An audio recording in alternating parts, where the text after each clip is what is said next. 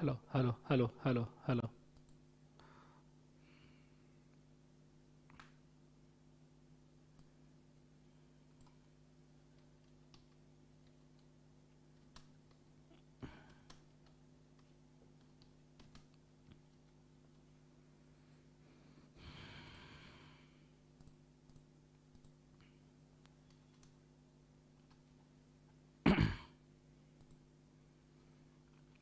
Hello hello hello hello.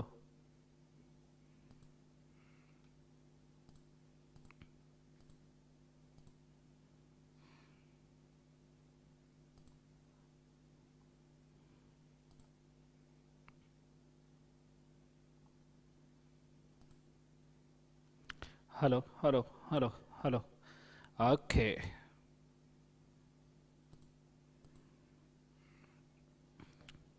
श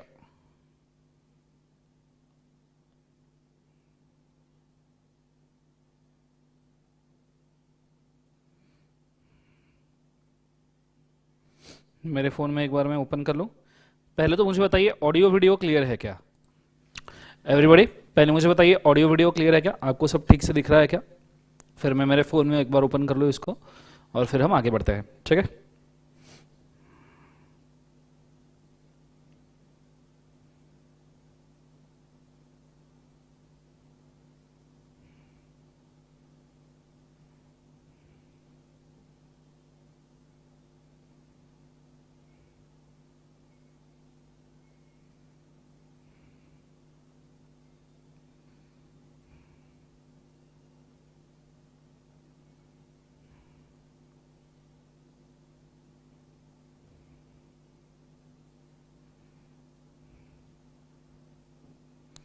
श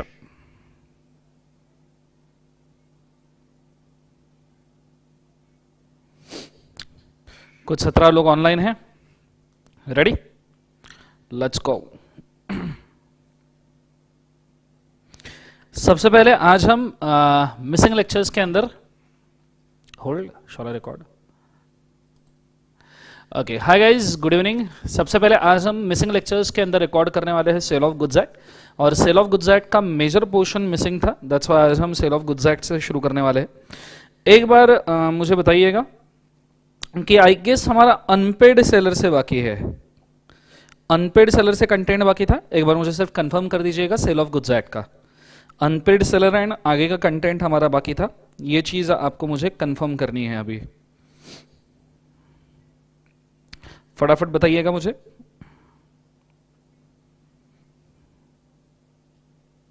hi everybody, जितने भी लोग ऑनलाइन हैं, कुणाल, वरुण, शिवम, श्रेयस, वरुण, अदिति, राहुल, साहिल, शिवम, श्रेया, असीम, नीलेश, अदिति, भावेश, विवेक। सीए फाउंडेशन के मिसिंग लेक्चर लिखा है, टाइटल तो पढ़ो जिंदगी के अंदर पहले, बिना टाइटल पढ़े ही आगे क्या? सीए फाउंडेशन के मिसिंग लेक्चर की बात चल रही है यहाँ पे। बहुत बढ़िया। आई गेस अनपेड सेलर से हमारा कंटेंट बाकी था, तो हम अनपेड सेलर से ही शुरू करेंगे, जिससे आपको पूरा कंटेंट समझने में काफी ज्यादा मदद होगी, ठीक है? तो मुझे पूरा ध्यान बोर्ड के ऊपर चाहिए, कॉन्सेंट्रेट करना double triple. Ready? Let's go.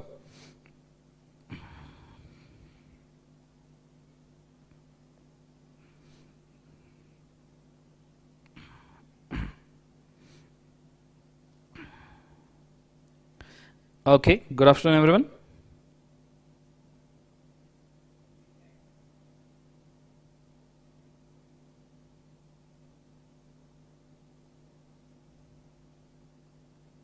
CS executive के कोर्सेज के लिए अली खान 1-2 महीने रुक जाइएगा, 1 आध महीने के बाद में ये प्रोसेस होगा, आपको इसी चैनल के ऊपर नोटिफिकेशन भी आएगा। ओके, चलो स्टार्ट करते हैं। कॉन्सेंट्रेट करना अच्छे तरीके से, बड़े अच्छे तरीके से ध्यान देना। Let's go. So hello everyone, hello Ali Khan, hello Ashima, hello miss Soni, ठीक है? लेट्स गो, स्टार्ट करते हैं। कॉन्सेंट्रेट करना अच्छे तरीके से। सेल ऑफ गुड्स एक्ट के अंदर हम हैं, और सेल ऑफ गुड्स एक्ट में हमारा बाकी था बच्चों unpaid seller. We are starting from unpaid seller. Ready? सबसे पहली बात तो what do you mean by unpaid seller? 2 words हैं यहाँ पे, ठीक है? आ जाइए। माँ शक्ति, मतलब लेक्चर शुरू करने के पहले ही पेन चलना बंद हो जाता है। कैसी जिंदगी है मेरी ये? सो ये ऐसे अजीब चीजें नहीं बननी चाहिए यार। अनपेड सेलर अजीब चीजें बन जाती है, फिर लोग ऑब्जेक्शन उठाते हैं। अभी मिंत्रा का देख के तो मेरा दिल हिल गया यार, लोगो चेंज करना पड़ा। कोई मतलब इतना तो अपने को तो कुछ गंदा दिखा भी नहीं था उसके अंदर, कैसे पता नहीं लोगों को गंदा कैसे दिख गया उसके अंदर। एनीवेज आगे। सो अनपेड सेलर, अनपेड सेलर इसके अंदर दो वर्ड्स है, पूरा ध्यान मुझे बोर्ड के ऊपर चाहिए, कॉन्सेंट्रेट करना अच्छे तरीके से। पहला वर्ड है अनपेड, मतलब जिसको पैसा नहीं मिला, जो पैसे के लिए दर दर भटक रहा है, इधर उधर भटक रहा है, हाथ फैला के मांग रहा है। और दूसरा है सेलर, मतलब जिसने गुड्स बेचे हैं। Simple as that. तो इसके लिए एक छोटा सा एग्जांपल क्रिएट करते हैं, फिर देखते हैं कि इसके राइट्स क्या हो सकते हैं। Let's take a typical example, let's take a typical example. समझो समझो सल्लू भाई ने, ठीक है, एक व्हाइट हिरन होता नहीं है, बट सल्लू भाई कुछ भी कर सकते हैं, तो सल्लू भाई कुछ भी कर सकते हैं, तो सल्लू भाई कुछ भी कर सकते हैं, तो हाँ हिरन। सल्लू भाई ने एक व्हाइट हिरन, स्प्रिंग बॉब, ब्लैक बक था ना एक, सल्लू भाई ने, ये हिरन है, रेडी, हाँ सल्लू व्हाइट है, ये व्हाइट। सल्लू भाई ने एक व्हाइट हिरन बेचा अभी को, ABHI अभी। सल्लू भाई जो भी चीज बेचनी है अभी कोई बेचते हैं, सल्लू भाई का फिक्स है जिंदगी में। सल्लू भाई ने एक व्हाइट हिरन बेचा, कोई कुछ नहीं, तुम्हारी ड्राइंग इससे अच्छी नहीं है, मेरे को मालूम है, नालायक को, मेरे ड्राइंग के ऊपर हंसने की जरूरत नहीं है तुमको, कतई नालायक लोग हैं, मेरे प्यारे नालायक हो, ठीक है, बिल्कुल भी इसके ऊपर हंसने की जरूरत नहीं है, प्यारे नालायक हो, पूरा ध्यान बोर्ड के ऊपर देना। सो सल्लू भाई ने एक व्हाइट हिरन अभी को बेचा। सल्लू भाई ने अभी को बोला कि ये व्हाइट हिरन तेरा रेयर था, व्हाइट हिरन कभी देखने को नहीं मिलता, जैसे व्हाइट टाइगर रहता है वैसे व्हाइट हिरन रहता है, आपने कभी देखा नहीं होगा, मैंने जरूर देखा है। अभी ने सल्लू भाई को प्रॉमिस किया था कि इसके लिए वो रुपए 10 लाख देंगे। कितने लाख देंगे बोले एक बार जोर से, 10 लाख। क्लियर है सब। सल्लू ने हिरन डिलीवर कर दिया अभी को, जिंदा या मुर्दा उसके बारे में हमें पता नहीं, क्योंकि सल्लू भाई का भरोसा नहीं है। तो सल्लू भाई ने अभी भाई को हिरन डिलीवर कर दिया। अभी भाई ने बदले में 10 लाख रुपए नहीं दिए। अब Sallu is a seller, but Sallu भाई को खुद का पैसा नहीं मिला, तो सल्लू इज अनपेड सेलर। वो सीरियल में नहीं का 2-3 बार बोलते हर बार, क्या वैसा वाला, सल्लू इज अनपेड सेलर। अब ये अनपेड सेलर अगर गुस्से में आ जाए तो ये क्या कर सकता है, इसके राइट्स हमें देखने हैं, ठीक है। तो यहां पे मैंने एक बहुत सुंदर सा चार्ट बनाया था जब लास्ट टाइम मैंने इसको पढ़ाया था, पता नहीं वो लेक्चर मेरे क्यों डिलीट हो जाती है इन्हीं टॉपिक के। इस बार तो मैं 3 बैकअप क्रिएट कर रहा हूं हर लेक्चर के, यहां पे रिकॉर्ड कर रहा हूं, कंप्यूटर में रिकॉर्ड हो रहा है, यूट्यूब पे लाइव स्ट्रीम हो रहा है, और साथ में मेमोरी कार्ड में भी रिकॉर्ड कर रहा हूं।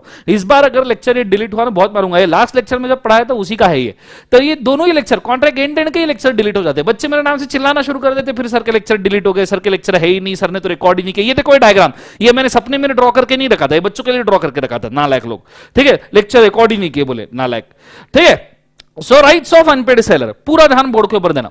जो अनपेड सेलर होता है ना, उसका 2 चीजों के प्रति राइट होता है बच्चों, 2 चीजों के प्रति राइट होता है। पहला राइट होता है अगेंस्ट गुड्स। अगेंस्ट गुड्स मतलब सल्लू भाई का गुड्स के प्रति राइट क्या है, अगेंस्ट गुड्स मतलब सल्लू भाई का हिरन के प्रति राइट क्या है, जो चीज बेची उसके प्रति राइट क्या है। सल्लू भाई अगर उनके पोजीशन में गुड्स है, यहां तो हिरन उन्होंने डिलीवर कर दिया था, पर अगर सल्लू भाई के पोजीशन में डियर है, हिरन है, तो अगेंस्ट गुड्स सल्लू भाई उसको कैसे यूज कर सकते हैं, इसके खिलाफ का राइट्स, गुड्स के खिलाफ का राइट्स। और दूसरा होता है अगेंस्ट बायर, बायर के खिलाफ सल्लू भाई क्या कर सकते हैं, ठीक है, मतलब अभी के खिलाफ सल्लू भाई क्या कर सकते हैं। सो अगेंस्ट हिरन, हिरन अगर पोजीशन में होगा तो हिरन को कैसे हैंडल करेंगे, और अगर बायर है तो बायर के साथ क्या करेंगे। ये 2 राइट्स यहां पे अनपेड सेलर को मिलते हैं, सल्लू भाई को मिलते हैं, ठीक है। अगेंस्ट गुड्स के अंदर सबसे पहला है right of lien. Right of lien मतलब गुड्स को डिपार्ट होने से बचाए। लीन मतलब पोजीशन का राइट, लीन मतलब रोक के रखने का राइट, लीन मतलब उस गुड्स को पकड़ के रखने का राइट, लीन मतलब उस गुड्स को ना छोड़ने का राइट, इसे कहते हैं right of lien. Right of lien पहला होता है right of stoppage in transit, जब गुड्स ट्रांजिट में है तो दूसरा राइट है, and right to resale the goods ये तीसरा राइट है। पर ये तीनों राइट कब यूज किए जा सकते हैं, इसके लिए एक स्पेसिफिक कंडीशन का रिक्वायरमेंट आपको कंप्लाई करना जरूरी है।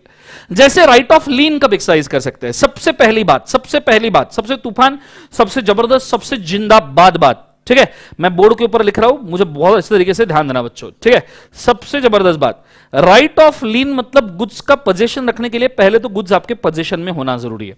Goods should be your own position, seller के पोजीशन में गुड्स होना चाहिए। हिरन अगर सल्लू भाई ने अभिषेक के पास दिया है तो राइट ऑफ लीन नहीं हो सकता।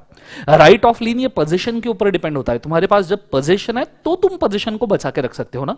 तुम्हारे पास जो है तुम उसको बचा के रख सकते हो, तुम्हारे पास जो नहीं है तुम उसको कैसे बचाओगे? जैसे तुम्हारे अगर कोई लड़का लड़की पटाया है तो तुम उसको बचा के रख सकते हो। तुमने अगर किसी को पटाया नहीं, तुम्हारा जन्मजात स्टेटस झंड है, सिंगल नहीं, सिंगल कमिटेड कॉम्प्लिकेटेड दूसरे लोगों के लिए। सीए के बच्चों का स्टेटस सेपरेट होता है, झंड होता है। कंसेप्ट समझ में आ रहा है? सो जन्मजात अगर तुम्हारा स्टेटस झंड है, समझ में आ रहा है मैं क्या कह रहा हूं? जन्मजात तुम्हारा स्टेटस अगर झंड है तो ऐसे सिचुएशन में तुम बचा कैसे सकते हो? तुम गर्लफ्रेंड बॉयफ्रेंड को कैसे बचाओगे? उसके लिए गर्लफ्रेंड बॉयफ्रेंड होना जरूरी है। तो अगर तुम्हारे हाथ में गुड्स नहीं है तो तुम राइट ऑफ लीन एक्सरसाइज नहीं कर सकते। गुड्स का पोजीशन सेलर के पास होना चाहिए तो ही राइट ऑफ लीन हो सकता है। मतलब सल्लू भाई ने इधर जब हिरन बेचा तो हिरन का जो पोजीशन है वो सल्लू भाई के पास ही होना चाहिए। जब सल्लू भाई के पास ही हिरन का पोजीशन होगा, सल्लू भाई के पास ही हिरन पोजेस्ड होगा, सल्लू भाई ने इस हिरन को समझो एक रूम में बंद कर दिया। वैसा नहीं करना चाहिए, वाइल्ड लाइफ प्रोटेक्शन एक्ट के खिलाफ है। वाइल्ड लाइफ प्रोटेक्शन एक्ट आपको किसी भी हिरन को या किसी भी चीज को बेचने से मना करता है। कंसेप्ट समझ में आ रहा है सबको? हाँ ना? ये जस्ट फॉर एग्जांपल है। इस कार्यक्रम की सभी घटनाएं काल्पनिक है, इसका वास्तविक जीवन से कोई संबंध नहीं है। यदि घटना के साथ समानता होती है मात्र सहयोग कहा जाएगा। क्लियर है? तो आप वाइल्ड लाइफ प्रोटेक्शन एक्ट में उसको नहीं कर सकते। पर सल्लू भाई ने इस हिरन को खुद के पोजीशन में रखा है, एक बक्से में बंद करके रखा है या फिर एक पिंजरे में रखा है। वैसे करना नहीं चाहिए, बहुत बुरी बात है, पर सल्लू भाई का कोई भरोसा नहीं। कंसेप्ट समझ में आ रहा है सबको? हाँ ना? तो एक हिरन को अगर सल्लू भाई ने ऐसा करके रखा है तो ऐसे सिचुएशन में सल्लू भाई के पास इसका पोजीशन है। सल्लू भाई के पास इसका क्या है बोले एक बार? पोजीशन है। तो ऑब्वियस सी बात है कि सल्लू भाई के पास पोजीशन है तो राइट ऑफ लीन सल्लू भाई यहां पे एक्सरसाइज कर सकते हैं। कंसेप्ट समझ में आ रहा है सबको? हाँ ना? जोर से बोलो एक बार यस और नो। ये चीज को आपने बड़े अच्छे तरीके से याद रखना। उसके बाद में दूसरा, उसी के अंदर दूसरा पॉइंट, विदाउट क्रेडिट पीरियड आपने सेल किया है। सल्लू भाई ने बिना क्रेडिट पीरियड के सेल किया है या क्रेडिट पीरियड दिया था वो खत्म हो चुका है। क्रेडिट पीरियड मतलब सामने वाले को सल्लू भाई ने 10 दिन दिए थे पे करने के लिए, अब अभी ने 10 दिन में पेमेंट नहीं किया तो राइट ऑफ लीन एक्सरसाइज किया जा सकता है। If credit period is expired, तो एक तो क्रेडिट पीरियड नहीं दिया है या क्रेडिट पीरियड खत्म हो चुका है, तो ही जाके आपका राइट ऑफ लीन एक्सरसाइज हो सकता है। कंसेप्ट समझ में आ रहा है सबको? हाँ ना? जोर से बोलो सुनो। कई सारे बच्चों को लगता है कि राइट ऑफ लीन में बायर अगर इंसॉल्वेंट हो गया तो भी आप राइट ऑफ लीन एक्सरसाइज कर सकते हो। नहीं, बायर इंसॉल्वेंट हुआ तो आप राइट ऑफ लीन एक्सरसाइज नहीं कर सकते। राइट ऑफ लीन यहां पे एक्सरसाइज करना अलाउड नहीं है। राइट ऑफ लीन का सिंपल मतलब होता है राइट ऑफ पोजीशन। आप पोजीशन लेके रखिए तो पोजीशन आप एंजॉय कर सकते हो। ये चीज को आपने याद रखना है। Right of lien is a right of position. Concept समझ में आ रहा है सबको? हाँ ना? जोर से बोलो सर नो। दूसरा, राइट ऑफ लीन के बाद में आता है right of stoppage in transit. Right of stoppage in transit. Concept समझ में आ रहा है सबको? हाँ ना? ये चीज को याद रखना। पहले तो राइट ऑफ लीन समझ में आया क्या? पोजीशन होल्ड करके रखने का राइट समझ में आया क्या? कमेंट्स में मुझे फटाफट बताइए।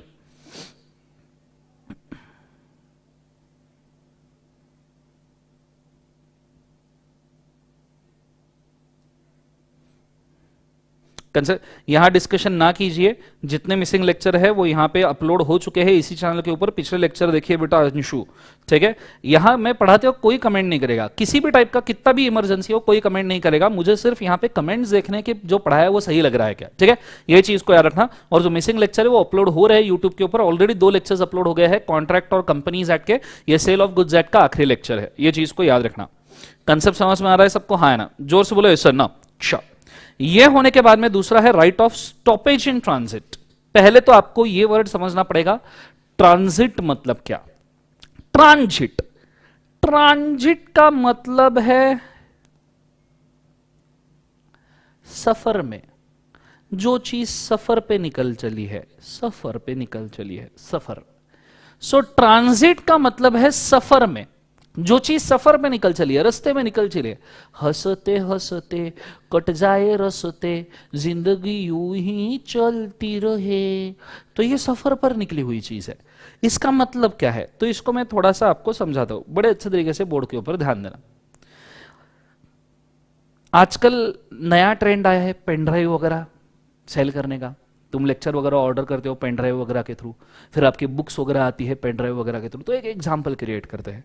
समझो मैंने सीए इंटर, अभी तुम सीए शिपीटी पास कर जाओगे, सीए फाउंडेशन पास कर जाओगे, इंडिया नहीं, सीए इंटर, तुम सीए फाउंडेशन पास कर जाओगे जिंदगी के अंदर, फिर आओगे सीए इंटर पे।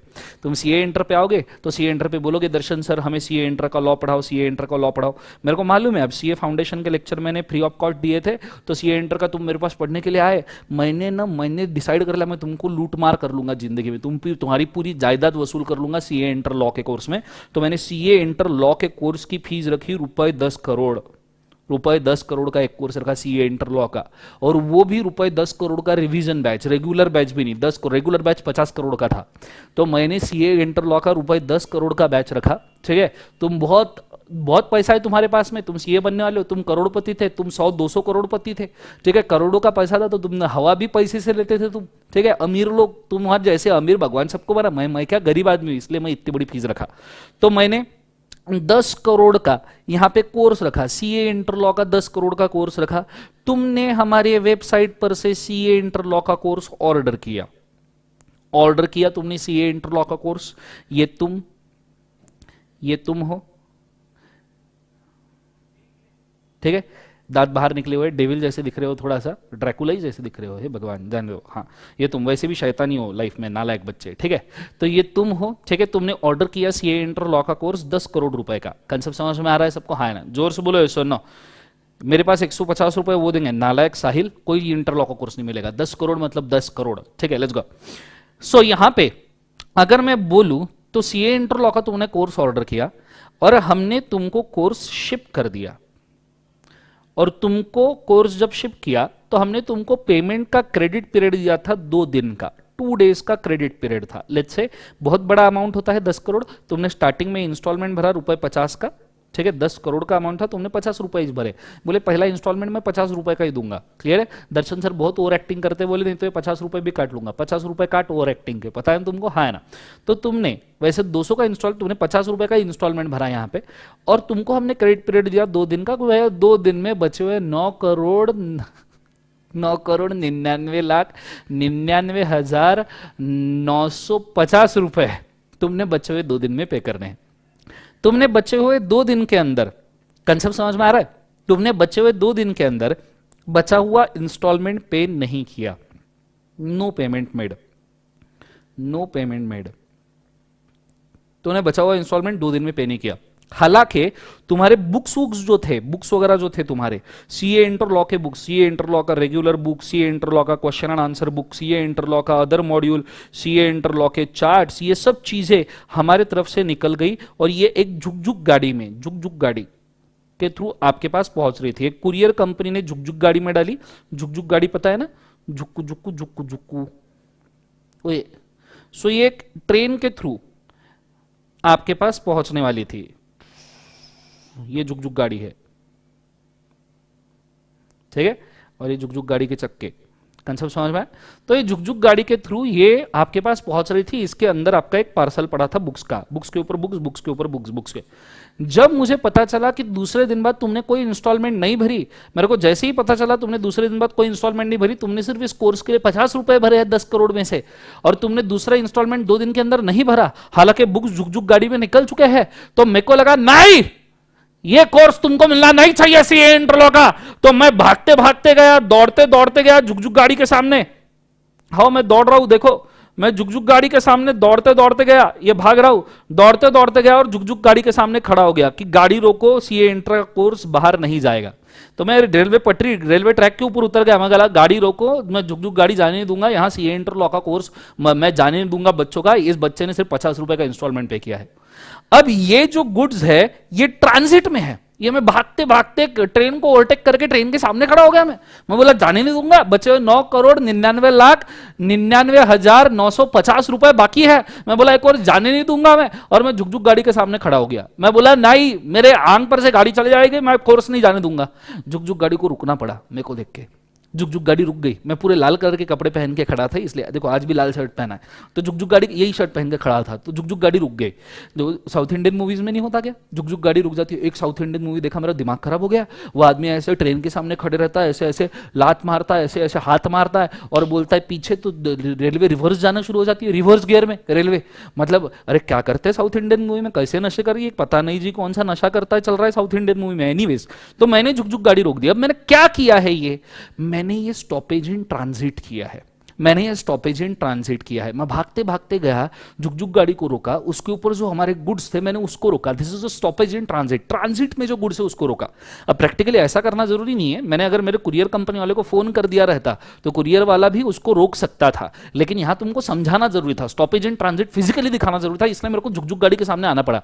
तो उनको पढ़ाने के लिए मेरे को जुग जुग कितना क्या क्या करना पड़ता है, कल जाके प्लेन के सामने आना पड़ेगा, ट्रक के सामने आना पड़ेगा, ऐसी चीजें मत कराओ जिंदगी में मेरे से, ठीक है। तो स्टॉपेज इन ट्रांजिट मतलब जो ट्रांजिट में गुड्स है उसको हम रोकने की कोशिश कर रहे हैं, ये चीज को याद रखना। तो स्टॉपेज इन ट्रांजिट कौन कर सकता है बच्चों, अनपेड सेलर कर सकता है। स्टॉपेज इन ट्रांजिट कौन कर सकता है, गुड्स के साथ कर सकता है, जब गुड के साथ दूरियां बन चुकी है, गुड्स के साथ दूरियां बन चुके थे, गुड्स जुग जुग गाड़ी में थे, मैं मेरे घर पे था, जब मेरे को पता चला इंस्टॉलमेंट पे नहीं किया तो मैंने गाना गाया सबसे पहले, ये दूरिया 9,99,999,950 रुपए का कोर्स जुग जुग गाड़ी में, और मैं इधर क्या कर रहा हूं, तो मैंने गाना गाया पहले ये दूरिया और फिर जाके मैंने गाड़ी को रोका। सो गुड्स के बीच में और सेलर के बीच में ये दूरियां होनी चाहिए, ये दूरिया इन राहों की दूरिया, ये दूरियां बननी चाहिए, तो स्टॉपेज इन ट्रांजिट होगा। अगर गुड्स तुम्हारे ही पास है तो राइट ऑफ लीन बन जाएगा, लेकिन गुड्स तुमसे दूर चले गए हैं तो स्टॉपेज इन ट्रांजिट बनेगा।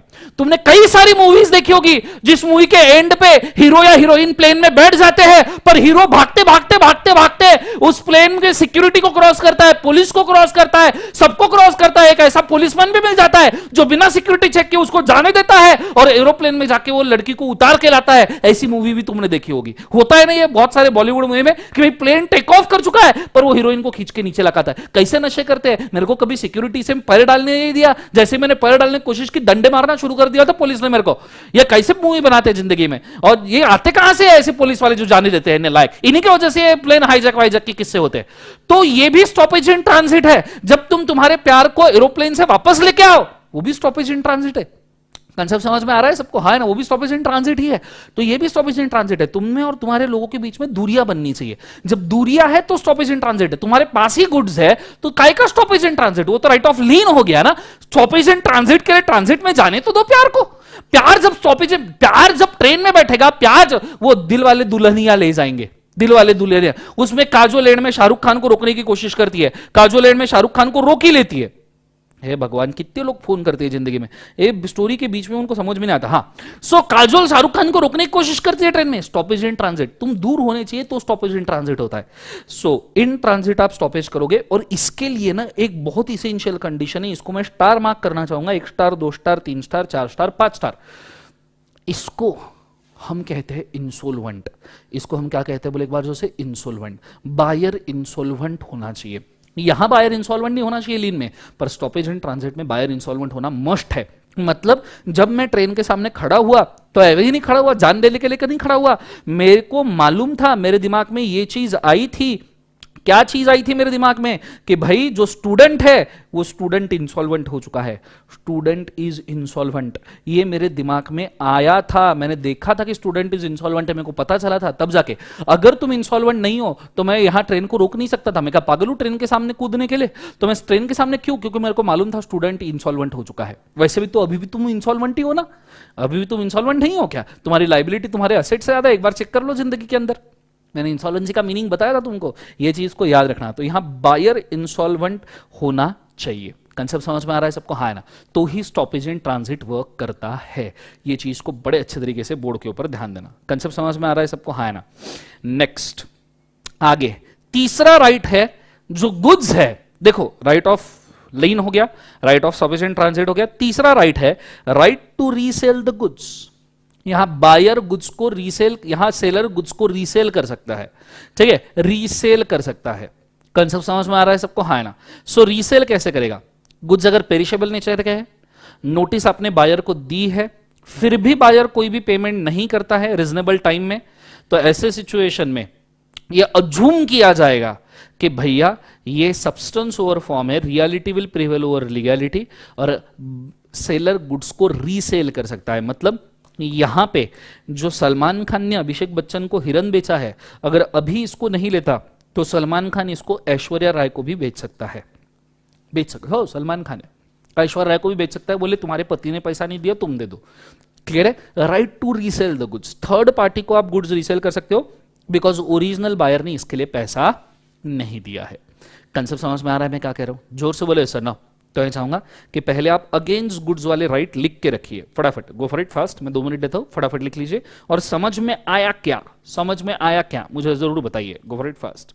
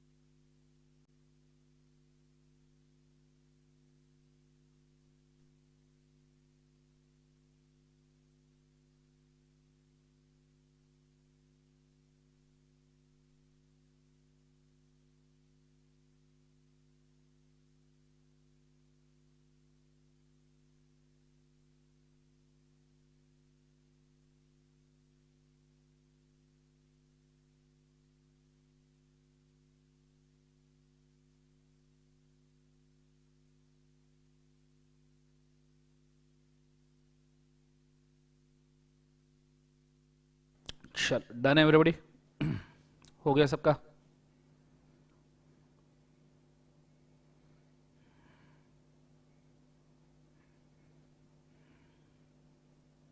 हो गया कोई?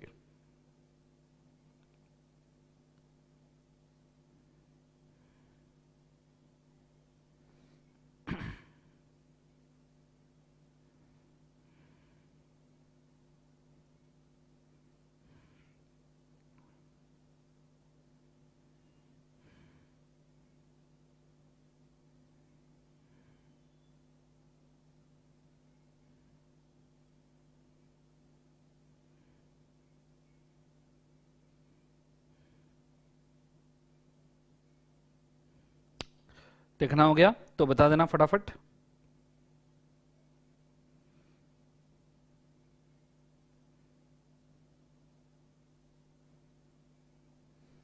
चलो डन एवरीबॉडी?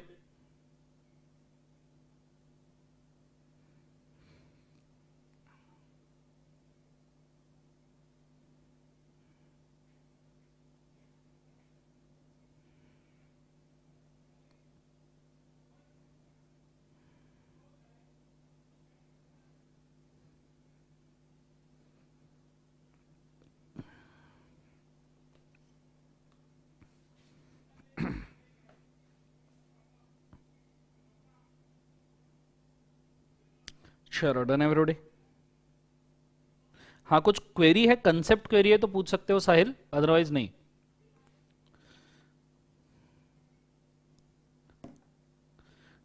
डन?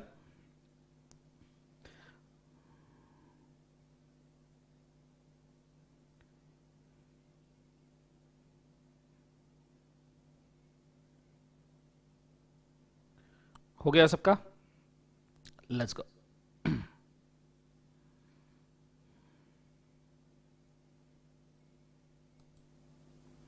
ओके, ये चीज होने के बाद में अब हम बढ़ रहे आगे। Right of stoppage in, right of goods के 3 पार्ट हमने देख लिए। अब हम जाते हैं right of stoppage in transit, right of goods के बाद में राइट अगेंस्ट बायर के खिलाफ। ठीक है, बायर के खिलाफ कौन कौन से राइट्स है, अभी के खिलाफ मिस्टर सल्लू के कौन कौन से राइट्स है, सल्लू मिस्टर अभी के खिलाफ क्या क्या कर सकते हैं। पहला, मिस्टर सल्लू मिस्टर अभी के ऊपर सू फॉर प्राइस कर सकते हैं। सल्लू अभी के ऊपर, Sallu will sue Abhi for the purpose of price, Sallu will sue Abhi for the purpose of price, price के लिए सल्लू अभी के ऊपर सू नहीं कर सकता, नालायक, केस कर सकता है, बोलो सू कर सकता है, बोले नालायक। कितने बेकार लोगों ने जिंदगी के अंदर सल्लू विल सू अभी फॉर प्राइस मींस अभी के ऊपर सल्लू केस कर सकता है for the purpose of price, sue नहीं कर सकता, नालायक लोग। ठीक है, पूरा ध्यान बोर्ड के ऊपर देना, कॉन्सेंट्रेट करना अच्छे तरीके से। So property is transferred not to buyer, पहले तो प्रॉपर्टी बायर को ट्रांसफर नहीं किए। निग्लेक्ट और रिफ्यूज टू पे द प्राइस, बायर ने प्राइस पे करने से निग्लेक्ट कर दिया, रिफ्यूज कर दिया। Recover the price of the goods plus damages plus legal expenses, क्या क्या रिकवर कर सकता है, इसको मैं थोड़ा मार्क करना चाहूंगा। प्राइस ऑफ गुड्स रिकवर करेगा सल्लू भाई, डैमेजेस रिकवर करेगा सल्लू भाई, लीगल एक्सपेंसेस रिकवर करेगा, वकील का, काले कौवे का जो फीस आता है वो सब यहां पे रिकवर किया जाएगा। क्लियर है कंसेप्ट। दूसरा, मिस्टर सल्लू, मिस्टर अभी के ऊपर जो केस करेगा, सू नहीं करेगा, जो केस करेगा mister Sallu will sue mister Abhi. तो ये जो मिस्टर सल्लू ने मिस्टर अभी के ऊपर किया है केस, उसके अंदर वो डैमेजेस भी मांग सकते हैं। कौन कौन से डैमेजेस होते हैं, अब ये सी कॉन्ट्रैक्ट एक्ट के डैमेजेस है जो मैंने पेंडिंग रखे थे, इन डैमेजेस को मैं अभी आपको पढ़ाऊंगा, इन डैमेजेस को अभी आपको पढ़ाऊंगा, बड़े अच्छे से बोर्ड पे ध्यान देना, डैमेजेस सुनना। पहले डैमेजेस होते हैं स्पेशल डैमेजेस, दूसरे डैमेजेस होते हैं विंडिकेट डैमेजेस, तीसरे डैमेजेस होते हैं नोमिनल डैमेजेस, चौथे डैमेजेस डिटोरियोरेशन, पांचवे डैमेजेस लिक्विडेटेड डैमेजेस, छठवा पेनल्टी एंड सातवां इंटरेस्ट। ये 7 टाइप के डैमेजेस क्लेम कर सकते हैं। ठीक है, special, vindicate, nominal, deterioration, liquidated, penalty and interest. अब ये 7 डैमेजेस देखने के लिए आपको, ये 7 डैमेजेस समझने के लिए आपको जाना पड़ेगा कॉन्ट्रैक्ट एक्ट में। तो मेरे साथ साथ चलिए बच्चों, कॉन्ट्रैक्ट में फटाफट फटाफट एवरीबडी, तुरंत से भी पहले कॉन्ट्रैक्ट एक्ट में सब जोन आएंगे यहाँ पे। कॉन्ट्रैक्ट एक्ट, पूरा ध्यान मुझे बोर्ड पे चाहिए। कॉन्ट्रैक्ट एक्ट में मैंने जानबूझ के सभी डैमेजेस रोक के रखे थे, अभी मैं वो सब डैमेजेस यहाँ पे खोलूंगा। ठीक है, सबसे पहले डैमेजेस के ऊपर आते हैं। पहला damages special damage. What do you mean by special damage? जो ऑर्डिनरी नहीं है, कोई स्पेशल है, समवन स्पेशल। समवन स्पेशल मतलब तुम्हारे एक्स वाई की बात नहीं कर रहा हूं, जिंदगी में डैमेजेस की बात चल रही है। समवन स्पेशल बोलने का लगे सपनों में जाने की जरूरत नहीं है। हाँ, समवन स्पेशल, ध्यान देना बोर्ड पे। Let's go. Where a party to contract receives a notice of a special circumstances affecting a contract, he will be liable not only for damages arising naturally and directly from the breach but also for the special damages. For example, एक छोटा सा example देता हूं, समझने में आपको आसानी होगी। हम कॉन्ट्रैक्ट एक्ट में है, सूट फॉर डैमेजेस में पेज नंबर है हमारे बुक का 5.39 पे है। हम स्पेशल डैमेजेस पेज नंबर है 5.39। जरा बोर्ड के ऊपर ध्यान देना, स्पेशल डैमेजेस के लिए एग्जांपल दे दूं, पूरा ध्यान बोर्ड पे चाहिए। Ready, let's go. समझो,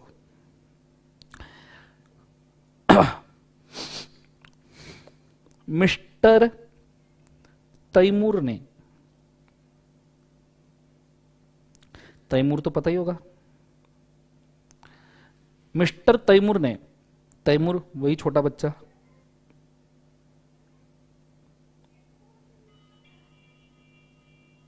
मिस्टर तैमूर ने बेचा डिओड्रेंट, डिओ, मिस्टर तैमूर ने डिओड्रेंट बेचा। डिओ होता है ना ऐसा। मिस्टर तैमूर ने डिओड्रेंट बेचा नौरा फतेह अली खान को। नौरा, नौरा पता है ना, हाय गर्मी है, लगे एकदम इमेजिन हो गया होगा, हाय गर्मी याद आया होगा। तो नौरा फतेह अली खान, नौरा, नौरा को ड्रॉ करना है।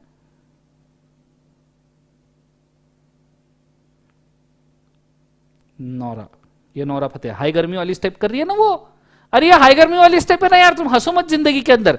दिस इज हाई गर्मी वाली स्टेप, हाई गर्मी। कंसेप्ट समझ में आ रहा है? हाई गर्मी वाली स्टेप में नौरा फतेह अली खान, हाई गर्मी वाली स्टेप में ही तो याद आती है ना जिंदगी में। ये हाई गर्मी वाली स्टेप है नौरा फतेह अली खान की, हाई गर्मी। ठीक है, पूरा ध्यान मुझे बोर्ड के ऊपर चाहिए, कॉन्सेंट्रेट कर, कोई हंसेगा नहीं नालायक। ठीक है, बोर्ड के ऊपर ध्यान चाहिए। तो तैमूर ने नौरा फतेह अली खान को बेचा डिओड्रेंट, हाई गर्मी वाला। ठीक है, हाई गर्मी वाला कंसेप्ट, ये नौरा है, नौरा। ठीक है, पूरा ध्यान। बाल किधर है बोले उसके, नालायक बाल। अरे ये बाल, ठीक है, हाई गर्मी वाले बाल। हाँ, लेट्स गो। सो ये नौरा फतेह अली खान है, हाई गर्मी वाली स्टेप। ठीक है, लेट्स गो, पूरा ध्यान बोर्ड पे। नालायक, तुमको बाकी चीजों में पड़े कंसेप्ट के ऊपर ध्यान दो। मैं भी पागल हूं जो बाल ड्रॉ करने लग गया, हट, मेरे को नहीं करने बाल वाल ड्रॉ। मैं कहां से आ गया? ये देखो पूरा नौरा क्या हो गया ये? छी यार, नौरा फतेह अली खान कितनी खूबसूरत दिख रही थी पहले। हाँ ये देखो, हाँ नौरा फतेह अली खान। सो हाई गर्मी वाली स्टेप नौरा फतेह अली खान कर रही है। ठीक है, पूरा ध्यान बोर्ड पे।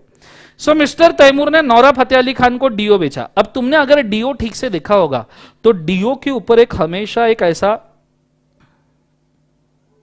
ज्वलनशील इनफ्लेमेबल करके एक साइन बना होता है ऑरेंज कलर में, इनफ्लेमेबल। कंसेप्ट समझ में आ रहा है सबको? हाँ ना, इनफ्लेमेबल करके साइन बना होता है डिओड्रेंट के ऊपर। लेकिन तैमूर ने जब ये नौरा फतेह अली खान को भेजा तो तैमूर ने सोचा कि भाई नौरा फतेह अली खान तो हमेशा हाई गर्मी करते रहती है, तो इसको इनफ्लेमेबल साइन से क्या फर्क पड़ता है? तो तैमूर ने ना इनफ्लेमेबल साइन इस डिओड्रेंट के ऊपर नहीं रखा, क्योंकि हाई गर्मी चल रहा था, और हाई गर्मी में और क्या इनफ्लेमेबल होता, पहले इनफ्लेमेबल है सही अब सब यहाँ पे। तो डिओड्रेंट के ऊपर तैमूर ने हाई गर्मी का इनफ्लेमेबल का साइन ही नहीं रखा। फिर ये डिओड्रेंट नौरा फतेह अली खान ने देखा। नौरा फतेह अली खान ने देखा कहीं इन्फ्लेमेबल का साइन नहीं है, तो नौरा फतेह अली खान ऐसे मतलब ऐसे भगवान की पूजा कर रही थी, जय ओम जय जगदीश हरे। ठीक है, वो पूजा भी करती है, नालायक को तुम्हारे जैसे नहीं है, वो हाई गर्मी भी करती है, पूजा भी करती है, ओम जय जगदीश, ऐसे पूजा कर रही थी। ऐसे मस्त उसने दिया लगाया, और फिर उसने सोचा कि अब मैं रेडी होके जाऊं, तो उसने दिए के पास ऐसे डिओड्रेंट किया, तो सच में हाई गर्मी हो गई, ऐसे एकदम आग लग गई, जूम। ठीक है, हालांकि नौरा को इतना फर्क नहीं पड़ेगा हाई गर्मी से, बट आग लग गई क्योंकि दिया पास था, डिओड्रेंट स्प्रे तो आग लगती है ना डिओड्रेंट से। तो यहां पे नौरा ने ऐसे डिओड्रेंट स्प्रे खुद के ऊपर स्प्रे किया, ये डिओड्रेंट है, ऐसे प्स, प्स, प्स, प्स करके स्प्रे किया उसने, हाई गर्मी वाले स्टेप में ही स्प्रे किया, और एकदम से आग लग गई, एकदम से आग लग गई, नौरा फतेह अली खान को एकदम से आग लग गई। ठीक है, नौरा फतेह अली खान थोड़ी सी जल गई। जैसे ही नौरा फतेह अली खान थोड़ी सी जल गई, उसके बाद में फिर वो हाई गर्मी वाला चल ही रहा था स्टेप, तो लोगों ने आके पानी वानी डाला, नौरा फतेह अली खान बच गई।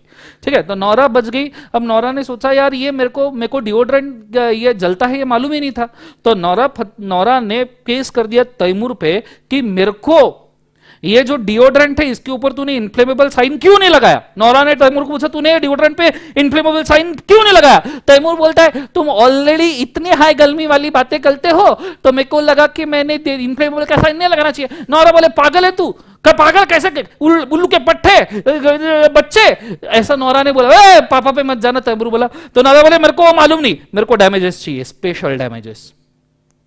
अब नौरा यहां पे पहले तो डिओड्रेंट की प्राइस नॉमिनल डैमेजेस के तौर पे वापस लेगी, नॉमिनल डैमेजेस के तौर पे, नॉमिनल मतलब नॉर्मल छोटे मोटे डैमेजेस जो लगते हैं भैया डिओड्रेंट की प्राइस वाइज, वो तो नौरा ने वापस ले ली। प्लस नौरा ने मेडिकल का खर्चा, हॉस्पिटल का खर्चा, प्लस हॉस्पिटल का खर्चा, साथ साथ में प्लास्टिक सर्जरी पूरी करनी पड़ेगी ना वापस से बॉडी पे, तो प्लास्टिक सर्जरी का पूरा खर्चा मांगा, प्लास्टिक सर्जरी का पूरा खर्चा नौरा ने मांगा।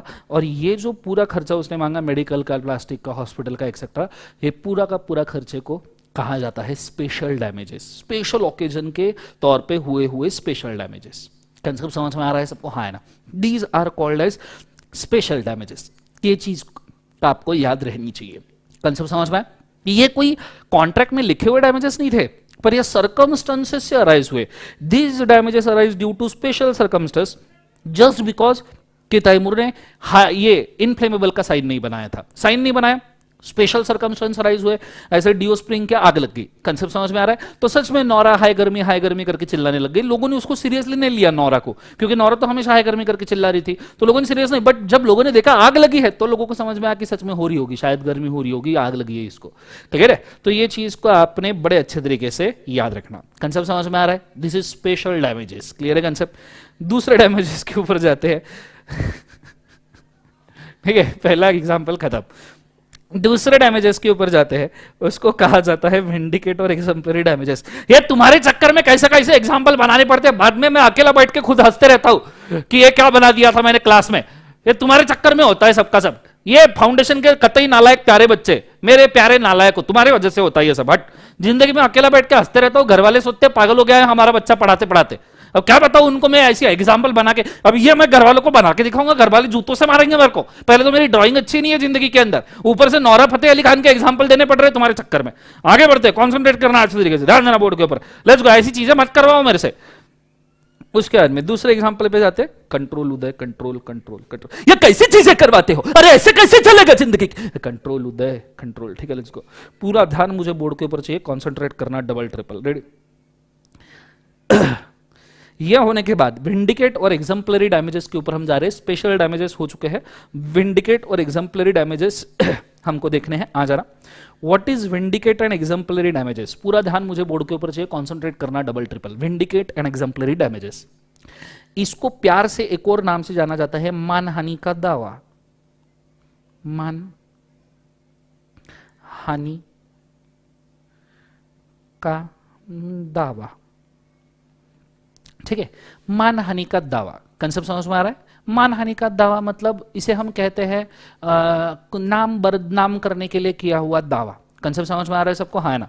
एक एग्जांपल लेते हैं छोटा सा, कमेंट सेक्शन से अपन किसी को उठाते हैं। सौरव जैन ने बोला है स्पेशल डैमेजेस के लिए स्पेशल एग्जांपल चाहिए। सौरव जैन, हाय बेटा, good morning, SAURAV, Saurav Jain. Saurav, इस कार्यक्रम की सभी पात्र और घटनाएं काल्पनिक है, इसका वास्तविक जीवन से कोई संबंध नहीं है।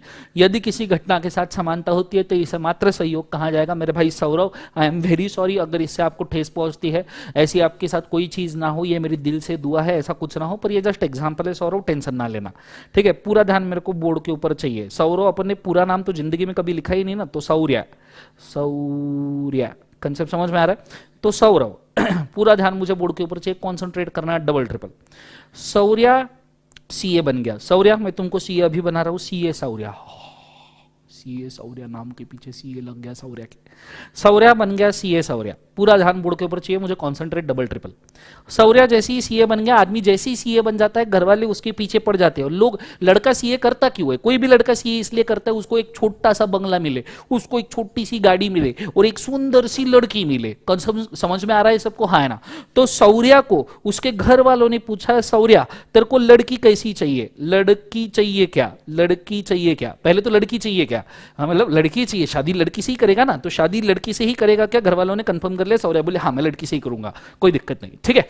तो सौर्या ने डिसाइड कर लिया शादी लड़की से ही करनी, कोई दिक्कत नहीं। फिर घर वालों ने पूछा कैसी लड़की चाहिए, कैसी लड़की चाहिए, तो सौर्या को पूछा गया कैसी लड़की चाहिए। मुझे एक बात बताओ, घर वाले जब तुमको पूछेंगे लड़की कैसी चाहिए, तुम घर वालों को क्या बोलोगे, नहीं नहीं हॉट चाहिए, ये बोलोगे घर वालों को, नालायक लोगों, हॉट चाहिए, एकदम पटाखा चाहिए, ऐसे बोलोगे नालायको। हरकतें जिंदगी के अंदर तुम्हारी, तो शांति से, थोड़ा प्यार से बोलना, बोलना सुंदर चाहिए, सुशील चाहिए, सुसज्जन चाहिए, सुसंस्कृत चाहिए, सुविचार चाहिए, सुकुमार चाहिए, सुसु नहीं चाहिए, आई एम वेरी सॉरी, मतलब अरे समझो बात को जरा तुम, तो फ्लो में निकल जाता है, ठीक है। तो थोड़ा गुस्से में इधर तोबा तोबा तोबा तोबा, सॉरी, थोड़ा गुस्से में इधर उधर निकल जाता हूं, ठीक है। तो ऐसे सौर्या को पूछा गया लड़की कैसी चाहिए, तो सौर्या ने बोला सुंदर, सुशील, सुकुमार, सुसज्जन, सुसंस्कृत, सुसु, मतलब जो भी है इसके आगे जो भी वर्ड लगते हैं वो सब वर्ड सौर्या को चाहिए। तो घर वालों ने एक ऐसी लड़की लाके दी जिसका नाम था सुकन्या। सुकन्या, नाम में भी सु था, ठीक है। सो नाम था सुकन्या। तो सौर्या की शादी डिसाइड हो गई सुकन्या से।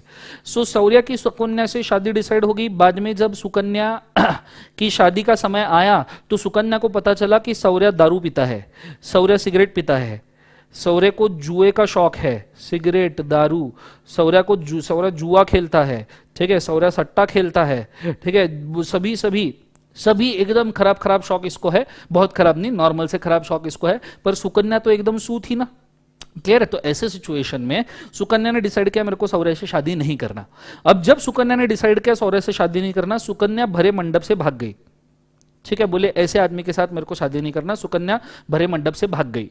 अब जब सुकन्या भरे मंडप से भाग गई तो सौर्या बदनाम हो गया। अब सौर्या अगर बदनाम हो गया तो ऐसे सिचुएशन में पूरा ध्यान देना बोर्ड के ऊपर, सौर्या की मानहानि हुई है। सौर्या की क्या हुई है, मानहानि।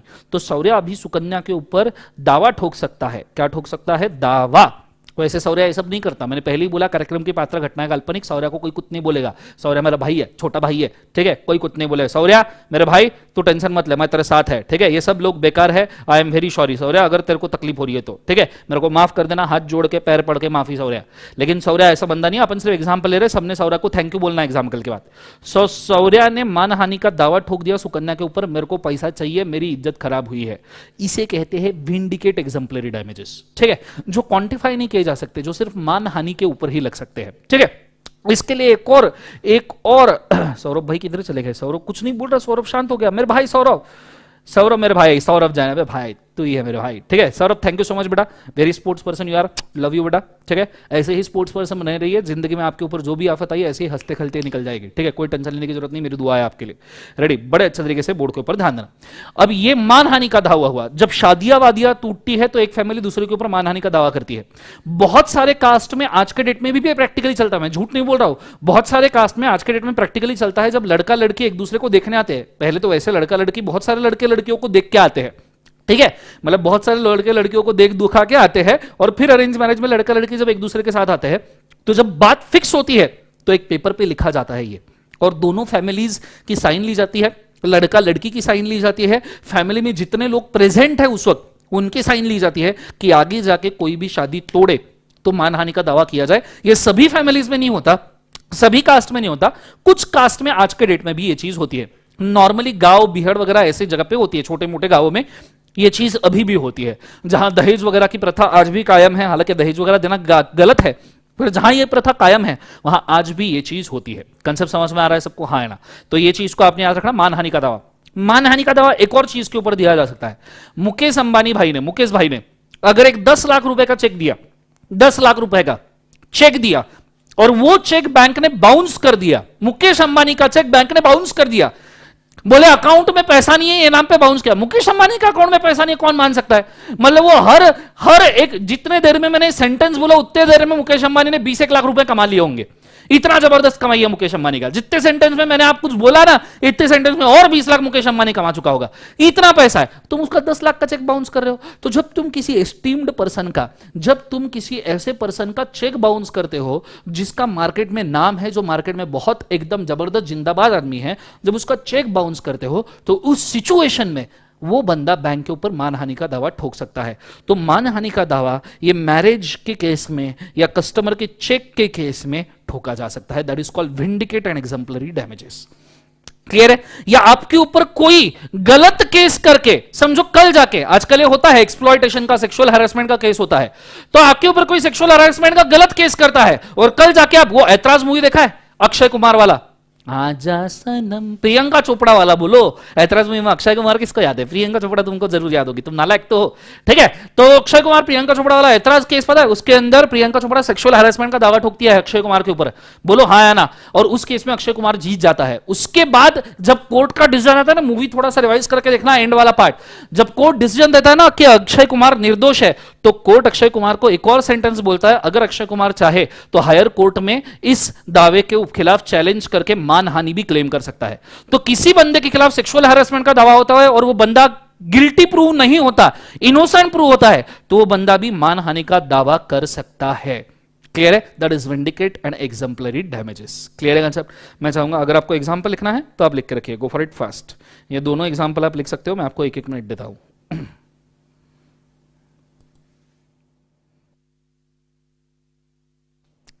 थैंक्स सौरभ भाई, thank you so much.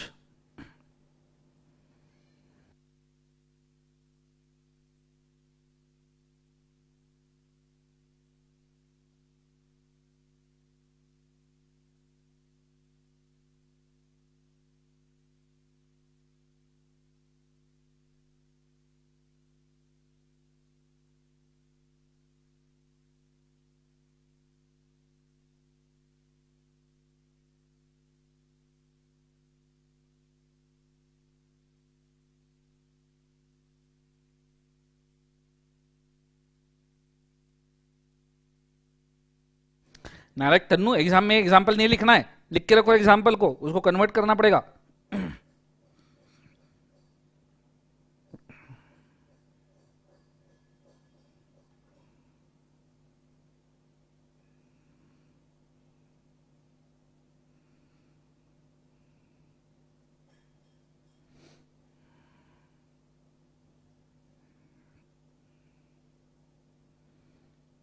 Done.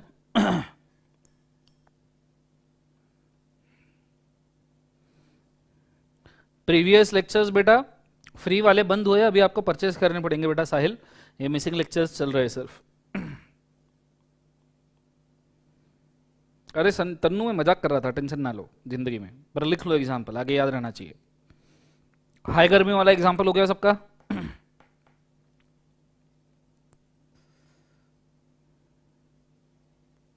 कुछ नहीं, आज तन्नू अपने को सब खत्म करना है जिंदगी में, आज सब खत्म हो जाएगा। ड्राइंग बना लो, अच्छा है, मेमोरी स्ट्रांग रहेगी।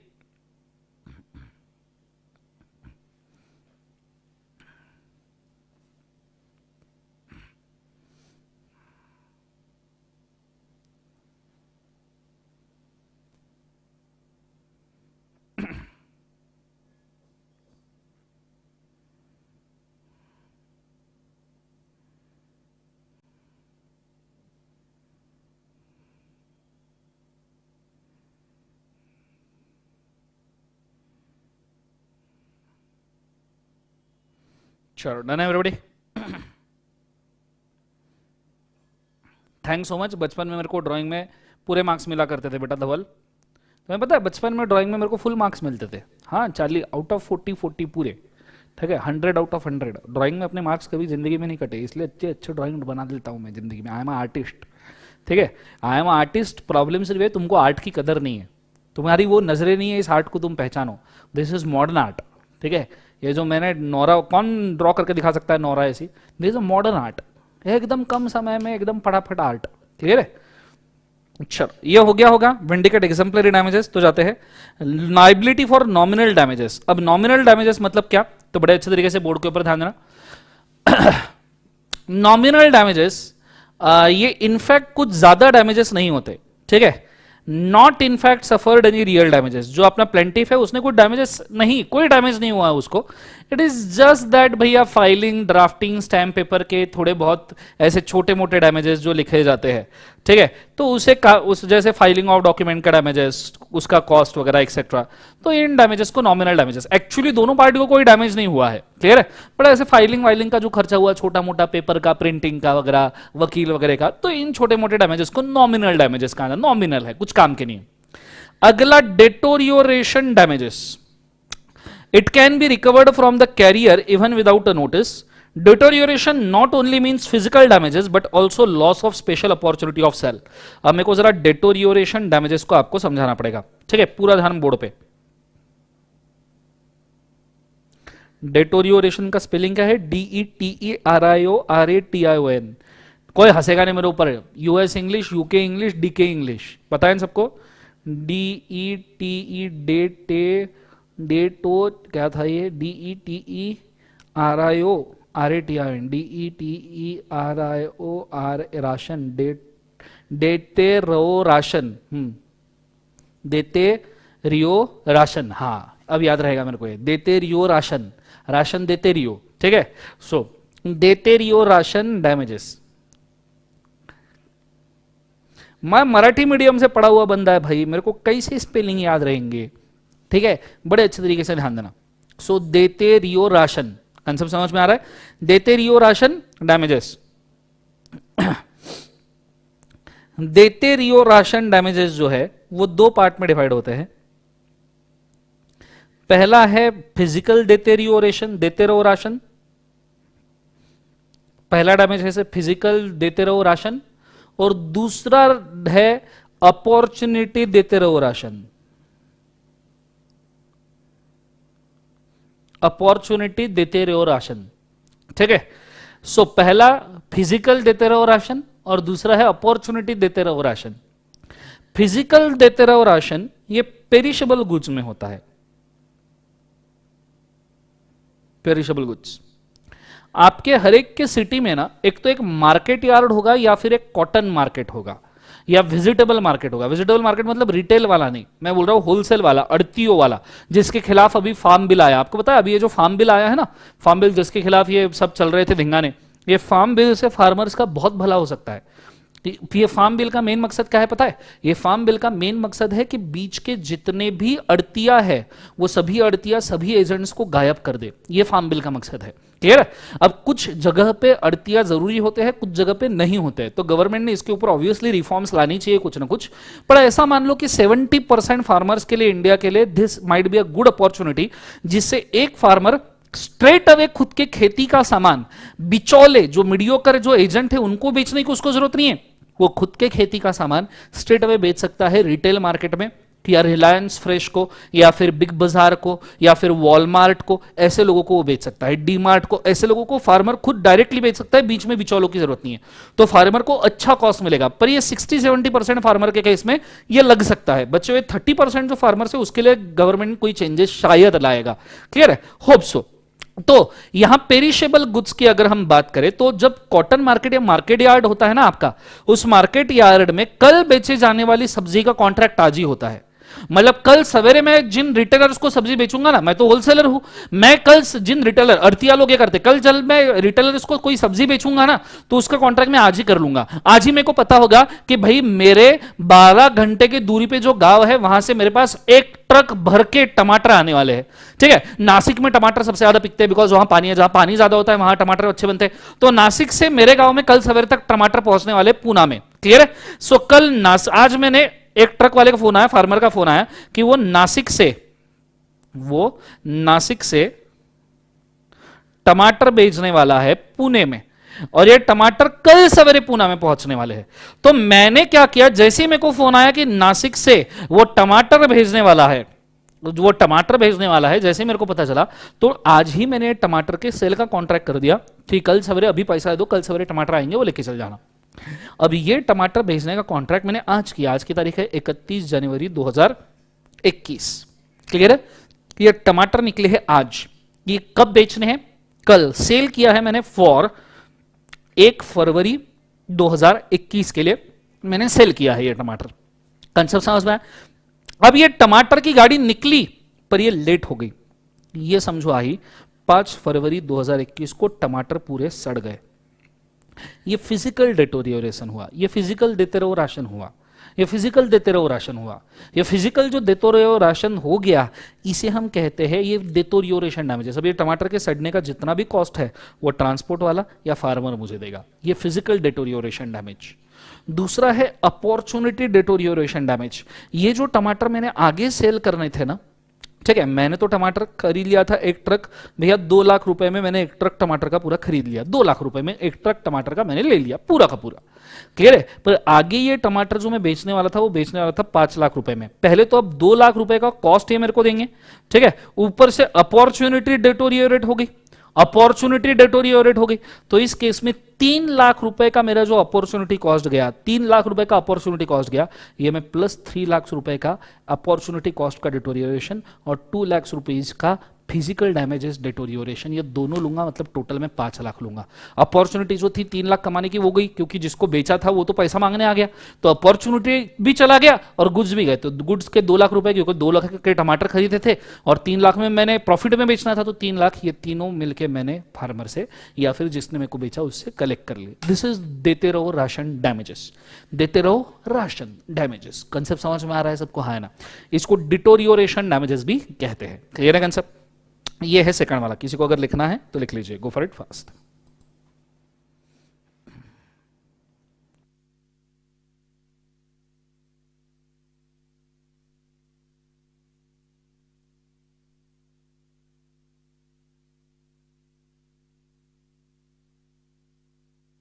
दीपेश नालायक, मामाची मुलगी आपली इथे काय करते?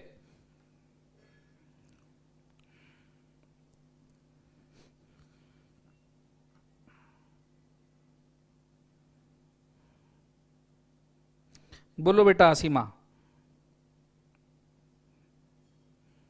इंटर क्वेश्चन या डिस्कशन दीपेश हम अगले संडे से शुरू करेंगे, अगले संडे से। आज शिपीटी के फाउंडेशन के सब लेक्चर गायब हो जाएंगे, तो अगले संडे से शुरू। स्पेशल डैमेजेस जो है बच्चों, उसमें आप स्पेशल सर्कमस्टेंसेस से आपको डैमेज हुआ है, स्पेशल डैमेजेस में आग लगने से आपको डैमेज हुआ था, कोई प्रॉब्लम का जैसा डैमेज हुआ, यहां अपॉर्चुनिटी फॉरगॉन का भी डैमेजेस ले रहे हैं। डन, लिख लिया सबने? स्क्रीनशॉट निकाल लो चाहिए तो, गो फॉर इट फास्ट। आगे अगला है लिक्विडेटेड डैमेजेस। लिक्विडेटेड डैमेजेस और पेनल्टी ये हम एग्रीमेंट में ही लिखते हैं। जब मैं कॉन्ट्रैक्ट करूंगा किसी से, एग्रीमेंट में मैं लिख दूंगा कि भाई अगर ये कॉन्ट्रैक्ट टूटा तो तुमको मेरे को 10 लाख रुपए देने पड़ेंगे। ये लिक्विडेटेड डैमेजेस है, प्री डिटरमाइंड डैमेजेस। देखो यहां पे मैं एक बार मार्क करता हूं, आप भी साथ मार्क कर लो।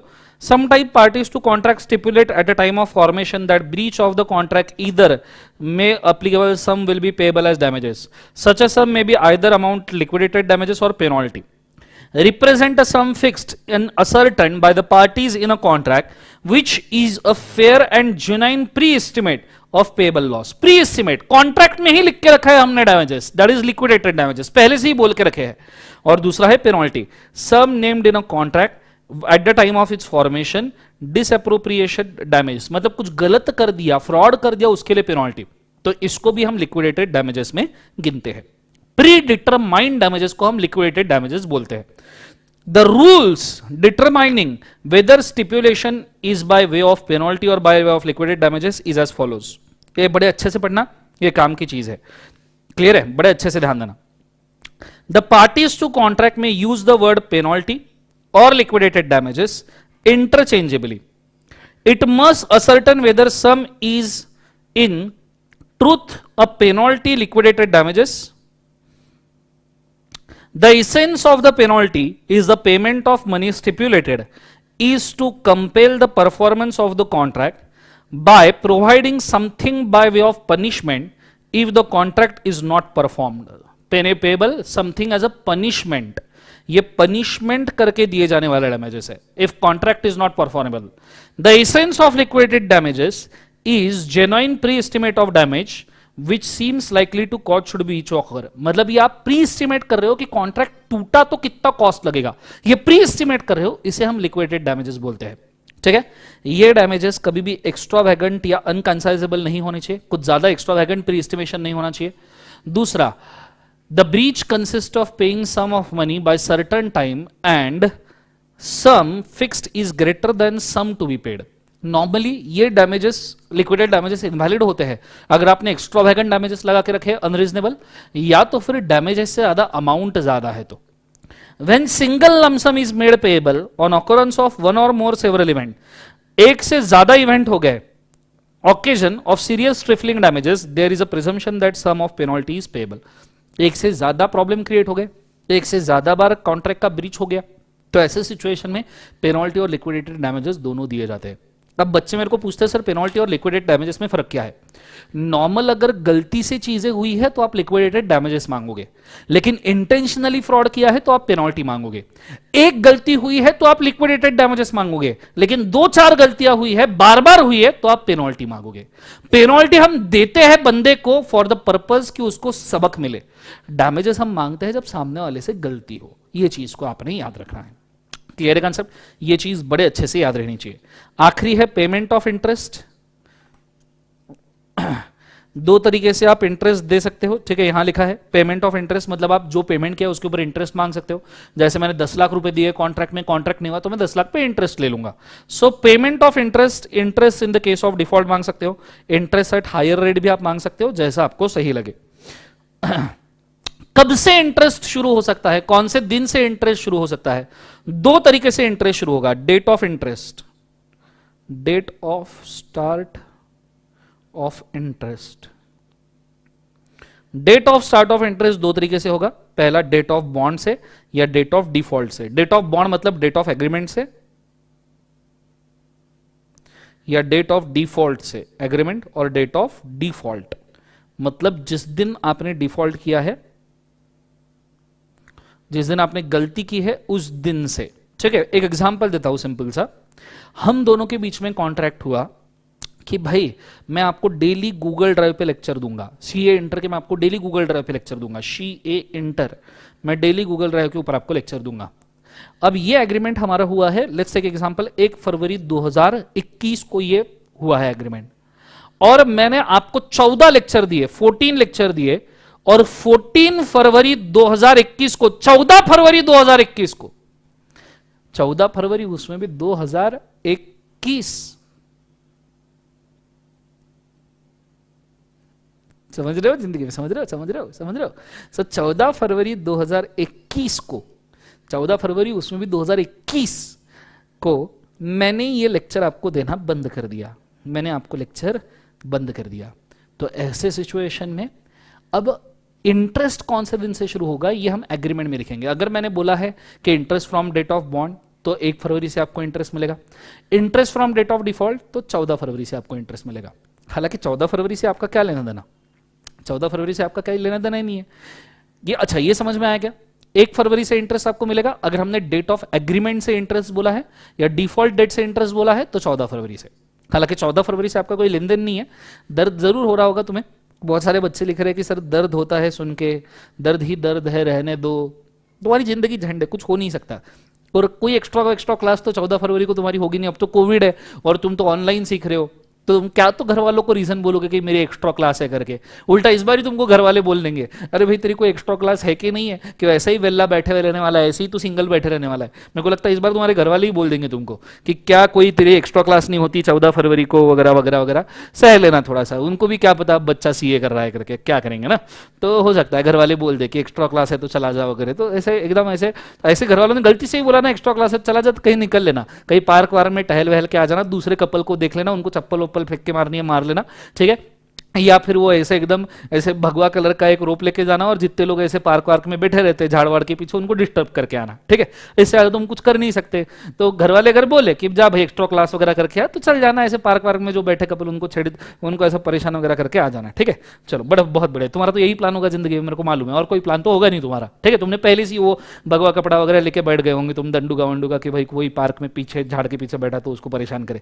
नालायक को ऐसी हरकतें मत करना भाई, India is a independent country, freedom मिला है हमको, उनको हक बनता है झाड़ के पीछे बैठने का। तुम्हारा झाड़ है कि तुमने लगाया था क्या, नहीं ना, तो चुप बैठो। लेट्स गो, स्टार्ट करते हैं, कंसंट्रेट करना अच्छे तरीके से, बजरंग दल नहीं नालायक। Let's go, payment of compound interest. आप सिंपल इंटरेस्ट या कंपाउंड इंटरेस्ट दोनों में से कोई भी इंटरेस्ट डिसाइड कर सकते हो, ये आपकी मर्जी है, आप जैसे चाहो वैसे इंटरेस्ट डिसाइड करो, ये आपका शौक है, आप आराम से डिसाइड कर सकते हो, कोई आपको इंटरेस्ट डिसाइड करने से रोक नहीं सकता। सिंपल इंटरेस्ट भी लिख सकते हो एग्रीमेंट में, कंपाउंड इंटरेस्ट भी लिख सकते हो, तो इसको थोड़ा सा रीड कर लेना एक बार। फिर उसके बाद सूट फॉर स्पेसिफिक परफॉर्मेंस, और फिर आता है क्वांटम मेरिट। क्वांटम मेरिट सुना है क्या आपने? क्वांटम मेरिट मतलब इतने पैसे में इतना ही मिलेगा, जितना काम किया उतना पैसा चाहिए, जितना काम किया उतना पैसा चाहिए। मैं क्वांटम मेरिट को तुमको समझाना चाहूंगा, पूरा ध्यान देना बोर्ड के ऊपर, कॉन्सेंट्रेट करना डबल ट्रिपल, बड़े अच्छे तरीके से ध्यान देना। Quantum merit, suit for quantum merit में अभी आपको बताऊंगा कि क्या है। समझो तुमने गवर्नमेंट के लिए 150 रुपया देगा, नहीं नालायक धवल, ध्यान दो बोर्ड के ऊपर। Let's go. सो गवर्नमेंट से तुमने रोड बनाने का कॉन्ट्रैक्ट लिया, contract of road, contract of road, ठीक है। गवर्नमेंट ने तुमसे रोड बनाने का कॉन्ट्रैक्ट किया, तुम सिटी में से एक रोड बांधने वाले थे, एक रोड, ठीक है। सिटी में से तुम एक मस्त रोड बांधने वाले थे, गवर्नमेंट ने कॉन्ट्रैक्ट दिया। ये रोड का टेंडर जो था, टेंडर ये था 200 करोड़ का रोड का टेंडर, ठीक है। और तुमको इसके लिए जो कॉस्ट लगने वाली थी वो थी 160 करोड़, मतलब 40 करोड़ तुम कमाने वाले थे इस गवर्नमेंट टेंडर से रोड बनाने का कॉन्ट्रैक्ट। साइड में मस्त झाड़ वाड़ लगने वाले थे। देखो मेरा ड्राइंग कितना अच्छा है, तुम हंसते रहते हो नालायक लोग। तो एक साइड से ऐसे झाड़ लगने वाले थे, अरे very sorry very sorry very sorry, और दूसरे साइड से ऐसे स्ट्रीट लाइट वगैरह लगने वाले थे। अब लग रहा है रोड, ठीक है। तो ये रोड का कॉन्ट्रैक्ट मिला था, 160 करोड़ खर्चा था, 200 करोड़ का टेंडर था। ये रोड जब तुम बनाने लगे, गवर्नमेंट ने बोला बना बना बना, तुम रोड बनाने लगे, और जैसे ही आधा रोड कंप्लीट हो गया, जैसे ही आधा रोड कंप्लीट हो गया, गवर्नमेंट बोले आगे कोई रोड नहीं बनाना, हमें अब रोड की जरूरत नहीं है। तुमने बोला क्या? गवर्नमेंट बोले हाँ, हमें अब रोड की जरूरत नहीं है, आगे कोई रोड नहीं बनाना। तो गवर्नमेंट ने जो रोड है इसको आधा ही खत्म करने दिया आपको, और आधे रोड पे आपको रोक दिया। आधा आगे पूरा खड़बड़ खड़बड़ खड़बड़ खड़बड़ खड़बड़ वैसा ही पड़ा रहा। गवर्नमेंट बोले रोड की जरूरत नहीं, तो उन्होंने बोला गवर्नमेंट को क्यों, गवर्नमेंट बोले हम मेट्रो बना रहे, मेट्रो। अब हर एक सिटी में बना होगा ना मेट्रो, गवर्नमेंट बोले मेट्रो बना रही, इसलिए उन्होंने रोड खोद डाले। गवर्नमेंट को बोला अबे रोड क्यों खोदे, बोले बन तो रही है मेट्रो, क्या समझ में आ रहा है जिंदगी के अंदर, तो रोड खोद डाले। तो तुम जो रोड बना रहे थे गवर्नमेंट ने आधा काम रोक दिया, बोले मेट्रो बन रही है, रोड गायब, रोड की जरूरत नहीं, सब लोग मेट्रो से जाएंगे। कंसेप्ट समझ में आ रहा है सबको, हाँ है ना, ले कटा। अब ऐसे सिचुएशन में समझ में आ रहा है, ऐसे सिचुएशन में तुमने ये इतना रोड बांधने के लिए, इतना रोड बांधने के लिए तुमने लगा दिया था 100 करोड़, तुमने गवर्नमेंट को बोला मेरे को कॉस्ट 100 करोड़ लग गई है, सिर्फ ये आगे का ये जो है थोड़ा बहुत 30-40% का एरिया बाकी है, पर मेरे को 100 करोड़ कॉस्ट लग चुकी है ना। यहां आप गवर्नमेंट से डैमेजेस के तौर पे कितना क्लेम कर सकते हो, प्रॉफिट तो तुम क्लेम नहीं करोगे, पर डैमेजेस के तौर पे तुम क्वांटम मेरिट में जितना काम किया है, जितना काम किया उतना पैसा चाहिए, तो गवर्नमेंट में तुम क्वांटम मेरिट में 100 करोड़ गवर्नमेंट को मांग सकते हो, 100 करोड़ तुम गवर्नमेंट को मांग सकते हो। This is called suit of quantum merit, जितना काम किया उतना पैसा। कंसेप्ट समझ में आ रहा है सबको, हाँ ना। तो इसको मैं पढ़ता हूं। The phrase quantum meruit literally means as much as earned according to a quantity of work done. A person who has begun a civil contract work, latter stops the work because of the other party has made a performance impossible, is entitled to receive the compensation for quantum merit. Civil contract work, road वाला काम, concept समझ में आया? Following instance where quantum merit may arise, where work has been done and accepted under contract, subsequently discovered to be void. काम कर दिया, बाद में पता चला कॉन्ट्रैक्ट तो वॉइड था। जैसे महाराष्ट्र में किसी ने गुटखा बनाया, बोलो जुबा केसरी, दाने दाने में केसर खत्म। महाराष्ट्र में किसी ने गुटखा बनाया, बाद में पता चला अरे महाराष्ट्र में तो गुटखा बेचना ही बैन है, तो क्वांटम मेरिट का सूट हो सकता है। क्लियर है?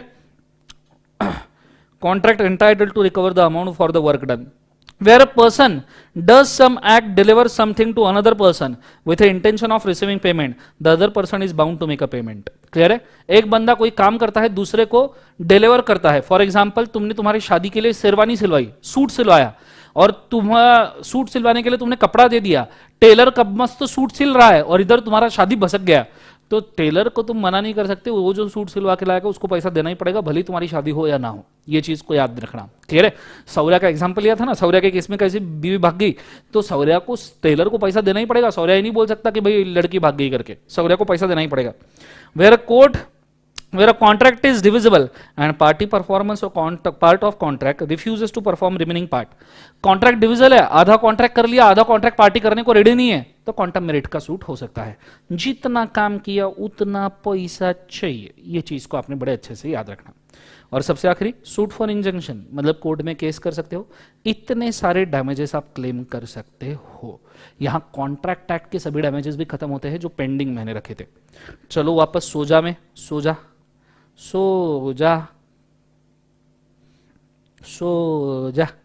तो सोजा के बच्चों हमने सभी डैमेजेस यहां कवर कर लिए, special, vindicate, nominate, deterioration, liquidated, penalty and interest, everything is done. Last part, against seller, हम अनपेड सेलर में है, अगेंस्ट बायर सेलर क्या कर सकता है, अगेंस्ट बायर सेलर क्या कर सकता है, रिप्यूडिएट अ कॉन्ट्रैक्ट, कॉन्ट्रैक्ट को सेलर तोड़ सकता है बिफोर ड्यू डेट, अगर सेलर अनपेड रहा तो यहां पे अनपेड सेलर का एरिया आपका होता है खत्म, सिर्फ रीडिंग करना बाकी है, ये चीज लिख के रखिए। Go for it fast.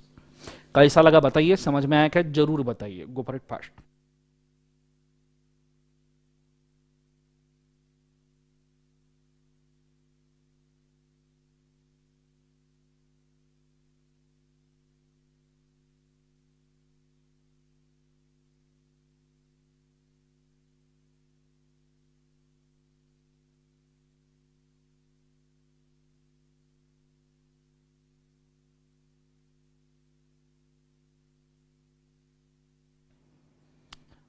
Seema, आपको जहाँ पे भी, जहाँ से भी पढ़ना है आप पढ़ सकते हो, कोई रिस्ट्रिक्शन नहीं है। दोनों बुक्स के मॉड्यूल का और मेरे बुक का 2-2, 3-3 पेज पढ़ के देखो, जो आपको अच्छा लगे उसके साथ आप आगे जा सकते हो। मेरे बुक में सब कवर्ड है, टेंशन लेने की जरूरत नहीं है।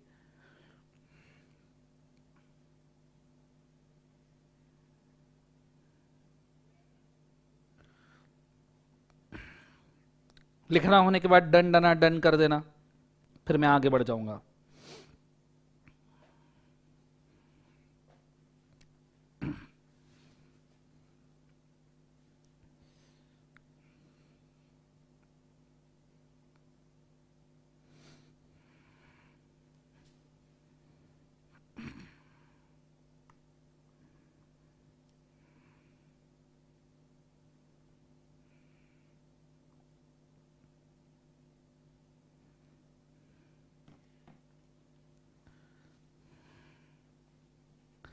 Sure, done. तो यहां सेल ऑफ गुड्स एक्ट का अनपेड सेलर का पोर्शन खत्म हुआ है। इसी चीज को मैंने टेक्स्ट फॉर्म में इधर लिखा है, ठीक है। अगेंस्ट गुड्स, अगेन वापस एक बार पढ़ता हूं। सेल ऑफ गुड्स एक्ट में अगेंस्ट गुड्स क्या क्या है, राइट अगेंस्ट द गुड्स में क्या क्या आता है। तो आप यहां देख सकते हो, सबसे पहला right of stoppage in transit, सबसे पहले राइट ऑफ लीन आता है। Here it is right of lien. Right of lien में बड़े अच्छे तरीके से ध्यान देना। सबसे पहले बात, राइट ऑफ लीन कब एक्सरसाइज कर सकते हो, by seller is in position of the goods, पहले तो आप पोजीशन में हो। उसके बाद में कोई क्रेडिट पीरियड आपने नहीं दिया था या क्रेडिट पीरियड दिया था वो एक्सपायर हो गया, बायर बिकम्स इंसॉल्वेंट, जो यहां पे दिया है ये इसको आपने कट कर देना है, ये यहां पे नहीं है, बायर बिकम इंसॉल्वेंट नहीं है, बायर सॉल्वेंट रहा तो भी आप राइट ऑफ लीन एक्सरसाइज कर सकते हो। Right of stoppage in transit में मैंने बोला था पार्टेड विद द गुड्स, मतलब ये दूरियां बननी चाहिए सबसे पहले, ये दूरियां। उसके बाद बायर इंसॉल्वेंट हो गया और कैरियर ने आपके गुड्स रिटर्न करने हैं, that is right of stoppage in transit. However seller stoppage in transit के लिए आपको कितने पॉइंट जरूरी है, seller must be unpaid, parted with the position, goods are in transit and buyer becomes insolvent. Insolvency वाली condition यहां पे कतई जहर इंपॉर्टेंट है, मैंने इसको ऑलरेडी स्टार मार्क करके रखा था। क्लियर है कंसेप्ट। फिर right to resale the goods, वापस आप रीसेल कर सकते हो, अगर गुड्स पेरिशेबल नेचर के तो जरूर रीसेल कर सकते हो, कोई इंफॉर्मेशन आपको देने की जरूरत नहीं है बायर को, और अगर रिजनेबल टाइम चला जाता है तो भी आप गुड्स रीसेल कर सकते हो। राइट अगेंस्ट बायर, उसके अंदर सू फॉर प्राइस, प्राइस के लिए सल्लू भाई अभिषेक के ऊपर केस कर सकते हैं, सू नहीं कर सकते हैं, केस कर सकते हैं, सू फॉर प्राइस। तो यहां पे sue for price, suit for price कर सकते हो। सेलर में sue him for the price of the goods, clear है concept। where property not passed under a contract of sale, price is payable on certain day irrespective of delivery by buyer, wrongful neglect, the seller may sue him for the price although property in the goods has not passed। भले ही goods का property उसको पास हुआ या ना हुआ हो, but आप case कर सकते हो प्राइस के लिए। सूट फॉर डैमेजेस, डैमेजेस पर कॉन्ट्रैक्ट एक्ट, अभी हम पूरे डैमेजेस पढ़ के आए। रिप्यूडिएट द कॉन्ट्रैक्ट, आप कॉन्ट्रैक्ट रिप्यूडिएट कर सकते हो, तोड़ सकते हो। एंटीसिपेटरी ब्रीच माना जाएगा, एक्चुअल ब्रीच माना जाएगा, एंटीसिपेटरी ब्रीच फ्यूचर के कॉन्ट्रैक्ट को मद्देनजर रखते हुए आज ही तोड़ दो, एक्चुअल ब्रीच एंड कॉन्ट्रैक्ट के टाइम पे तोड़ दो। And suit for interest, suit for interest तो हमने वहां डैमेजेस में ही पढ़ लिया था ना। तो इतनी चीजें यहां अनपेड सेलर कर सकता है। राइट ऑफ लीन और right of stoppage in transit के बीच में क्या फर्क है, स्टार मार्क, ये डिफरेंस को स्टार मार्क करना एग्जाम में कभी भी पूछा सकता है। मैं जब से सीए कर रहा था वहां से लेके आज तक ये हमेशा से इंपॉर्टेंट रहा है, ठीक है। राइट ऑफ लीन और right of stoppage in transit बहुत सारे बच्चों को समझ में नहीं आता, बोर्ड के ऊपर डबल ट्रिपल ध्यान देते रहना तो समझ में आएगा, अदरवाइज नहीं आने वाला। रेडी, पूरा ध्यान बोर्ड पे। पहला, retention of possession. Right of lien में तुम्हारे पास पोजीशन ऑफ गुड्स है, यहां पे it is regain the possession, यहां पे buyer seller is parted with the goods, parted with goods, ये चीज को याद रखना। दूसरा, difference in possession, seller should be in position of the goods under lien, seller ये पोजीशन में होना चाहिए गुड्स के under lien. Stoppage in transit में seller should have parted with the goods, position should be at the carrier, carrier मतलब जो आपका courier वाला है, ट्रेन है, बस है, उसके पास में ये पोजीशन होना चाहिए। Buyer has not acquired a possession, right of lien can be exercise even when buyer is not insolvent, लेकिन right of stoppage in transit आप तभी कर सकते हो अदर देन इंसॉल्वेंसी, आप नहीं कर सकते हो, अदर देन इंसॉल्वेंसी नहीं कर सकते हो, सिर्फ इंसॉल्वेंसी में ही स्टॉपेज इन ट्रांजिट होगा। नीचे स्टार्टिंग एंडिंग, जहां राइट ऑफ लीन खत्म होता है ना वहां right of stoppage in transit शुरू होता है। राइट ऑफ लीन जहां खत्म हुआ, अरे मेरे पास गुड्स का पोजीशन है तो राइट ऑफ लीन है, लेकिन जब मैं गुड्स कैरियर को दे दूंगा, कुरियर वाले को दे दूंगा, वहां स्टॉपेज इन ट्रांजिट शुरू होगा। सो राइट ऑफ लीन खत्म होने पे right of stoppage in transit begins when right of lien ends, thus end of right of lien is starting of right of stoppage in transit. ये चीज को आपने बड़े अच्छे तरीके से याद रखना। ये डिफरेंस को वापस एक बार मेरे लिए पढ़ लो आप, आपको बहुत इंपॉर्टेंट डिफरेंस है, एग्जाम में काम में आएगा। Go for it fast.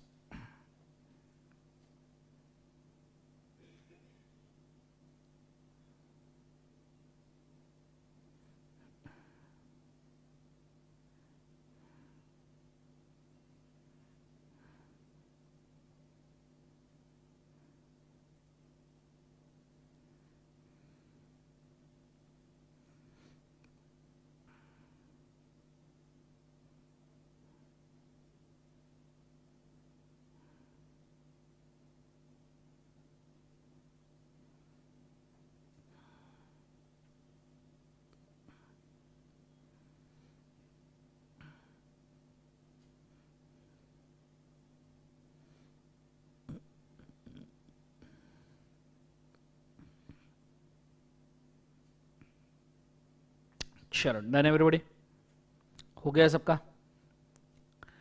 अगले कंटेंट के ऊपर जा रहा हूं, सबसेल और प्लेज बाय बायर। सबसेल और प्लेज बाय बायर, इसको हम अभी देखने वाले हैं। अब सबसेल और प्लेज बाय बायर क्या है, बड़े अच्छे से ध्यान देना।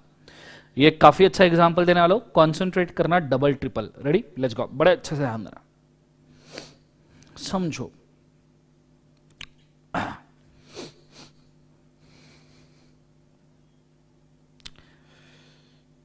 मिस कंगना ने,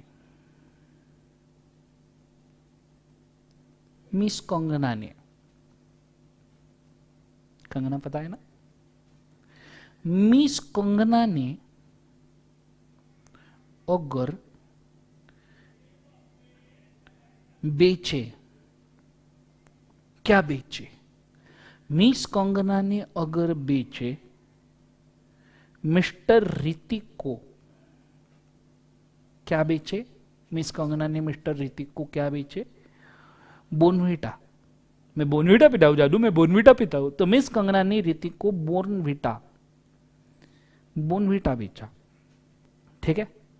और ये बोनविटा, अब कंगना रह रही थी मुंबई में, ऋतिक रह रहा था दिल्ली में, दिल्ली में। ये बोनविटा, मैं बोनविटा पीता हूं, मेरी शक्ति का राज बोनविटा है। मिस्टर ऋतिक ने ये बोनविटा आगे बेचा दिलजीत दोसांझ को, पंजाब में। दिलजीत दोसांझ को ऋतिक ने ये बोनविटा आगे बेच दिया। मिस कंगना ने ये बोनविटा बेचा ऋतिक को 1 फरवरी 2021 को। कंसेप्ट समझ में आ रहा है। ऋतिक रोशन को ये बोनविटा मिलने वाला था 14 फरवरी 2021 को। यहां से बोनविटा भेजा ही 13-14 दिन लगेंगे बोनविटा पहुंचने के लिए। 1 फरवरी 2021 को कंगना ने बोनविटा भेजा। ऋतिक को 14 फरवरी को मिलने वाला है, तो ऋतिक को ये 14 फरवरी को जो बोनविटा का डिलीवरी होने वाला है, ऋतिक ने ऑलरेडी उसको दिलजीत दोसांझ को भेज दिया। इसके बदले में ऋतिक कंगना को देने वाला था रुपए 50 लाख। क्या देने वाला था, रुपए 50 लाख। मुझे 50 लाख नहीं, 50 लाख चाहिए। तो लितित was going to give 50 lakh to Kangana. 50 lakh किसको देने वाला था लितित, कंगना तो देने वाला था लितित। कितने देने वाला था, 50 लाख, 40 लाख, 50 भी नहीं 40 लाख देने वाला था लितित कंगना। तो लितित यहां पे कंगना को 40 लाख देने वाला था। दो लितित ने बोनविताते खिलाफ देने थे। काइते किसके खिलाफ देने थे, बोनविताते खिलाफ देने थे। 2 बोनविता लितित ने दिलजीत दोसांझ को बेच दिया, दिलजीत दोसांझ को बेच दिया। Now Bournvita is in train, Bournvita train में है। अब ये जो ट्रेन होती है ना, ट्रेन का बनता है रेलवे लिथित। ये जो ट्रेन होती है ना, ट्रेन का बनता है रेलवे लिथित। अगर तुमको पता होगा तो ट्रेन का बनता है रेलवे लिथित। समझ में आ रहा है सबको, रेलवे लिथित। ट्रेन का जो रेलवे लिथित था, वो रेलवे लिथित तन्ना ने लिथित तो ऑलरेडी दे दिया था। यही रेलवे लिथित लिथित ने दिलजीत दोसांझ तो दे दिया। बोले रेलवे लिथित तू ले ले, ट्रेन आएगी तब तू ही बोनविता उतार लेना। समझ में आ रहा है सबको, हाँ है ना। ये चीज को आपने बड़े अच्छे तरीके से याद रखा। अब इस सिचुएशन में ऋतिक ने समझो कंगना को 40 लाख नहीं दिए, 40 लाख, 40 लाख नहीं दिए। ऋतिक ने किसको नहीं दिए, कंगना को नहीं दिए। तो अब भले ही रेलवे रिसीट दिलजीत दोसांझ के पास हो, भले ही ये सब सेल हुआ हो, भले ही ये रीसेल हुआ हो, लेकिन कंगना के पास अभी भी स्टॉपेज इन ट्रांजिट का राइट है। स्टॉपेज इन ट्रांजिट का राइट अभी भी कंगना मैडम के पास है। ये 40 लाख ना मिलने पे भले ही दिलजीत दोसांझ के खिलाफ कंगना खुद के बोनविटा को बचा सकती है। ये चीज को याद रखना। और दिलजीत दोसांझ को कुछ नहीं मिलेगा क्योंकि ऋतिक रोशन ने 40 लाख पे नहीं किए। तो Diljit Dosanjh can claim damages from Hrithik, कि भाई ऋतिक भाई डैमेजेस दे दे, वो तुम्हारा मैटर तुम सल्टो, लेकिन हमको डैमेजेस चाहिए। समझ में आ रहा है सबको, हाँ है ना। जोर से बोले सुनना। एक चीज को तुमने बड़े अच्छे तरीके से याद रखना। यहाँ एग्जाम्पल दिया है, इस चीज को बड़े अच्छे तरीके से याद रखना। ये इसको एक बार चाहिए तो रीड कर सकते हो, ठीक है। गो फॉर इट फास्ट।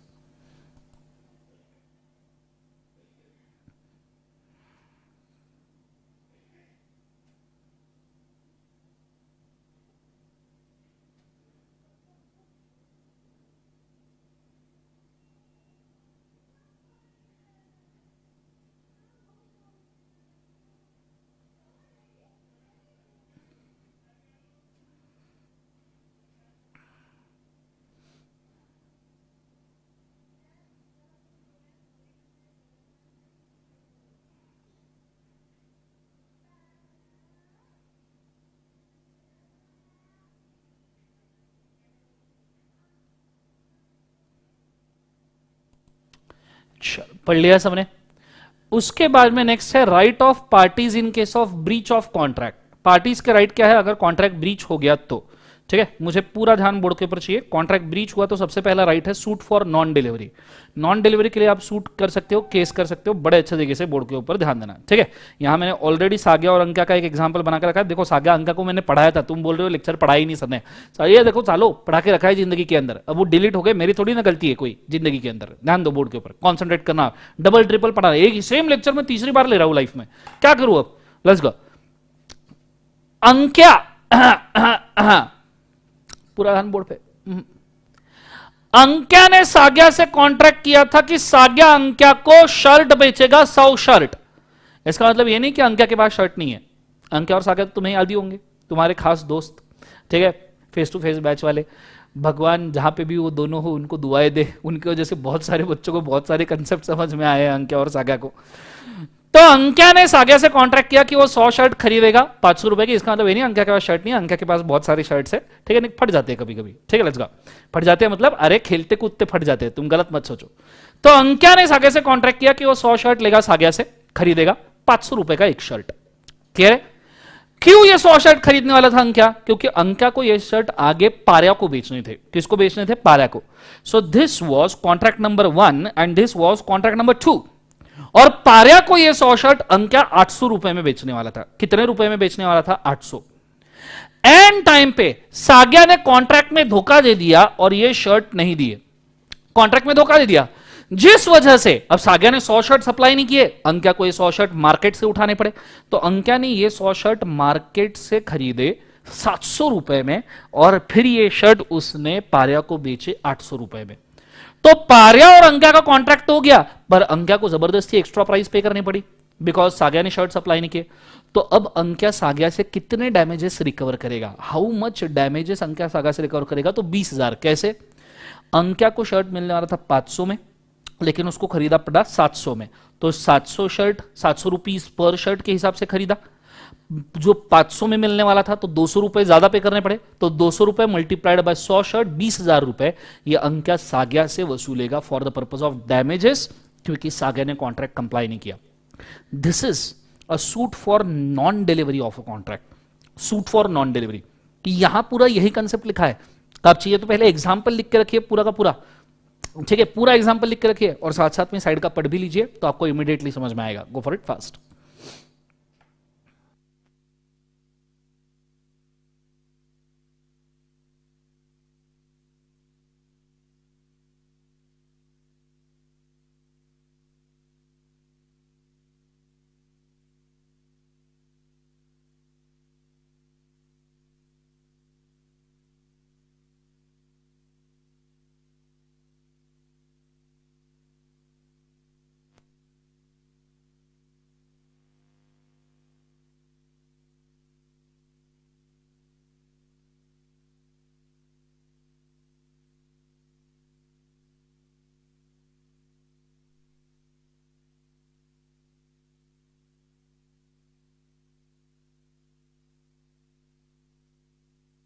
एग्जाम्पल लिखने होने के बाद बोलना मुझे, आगे बढ़ूंगा।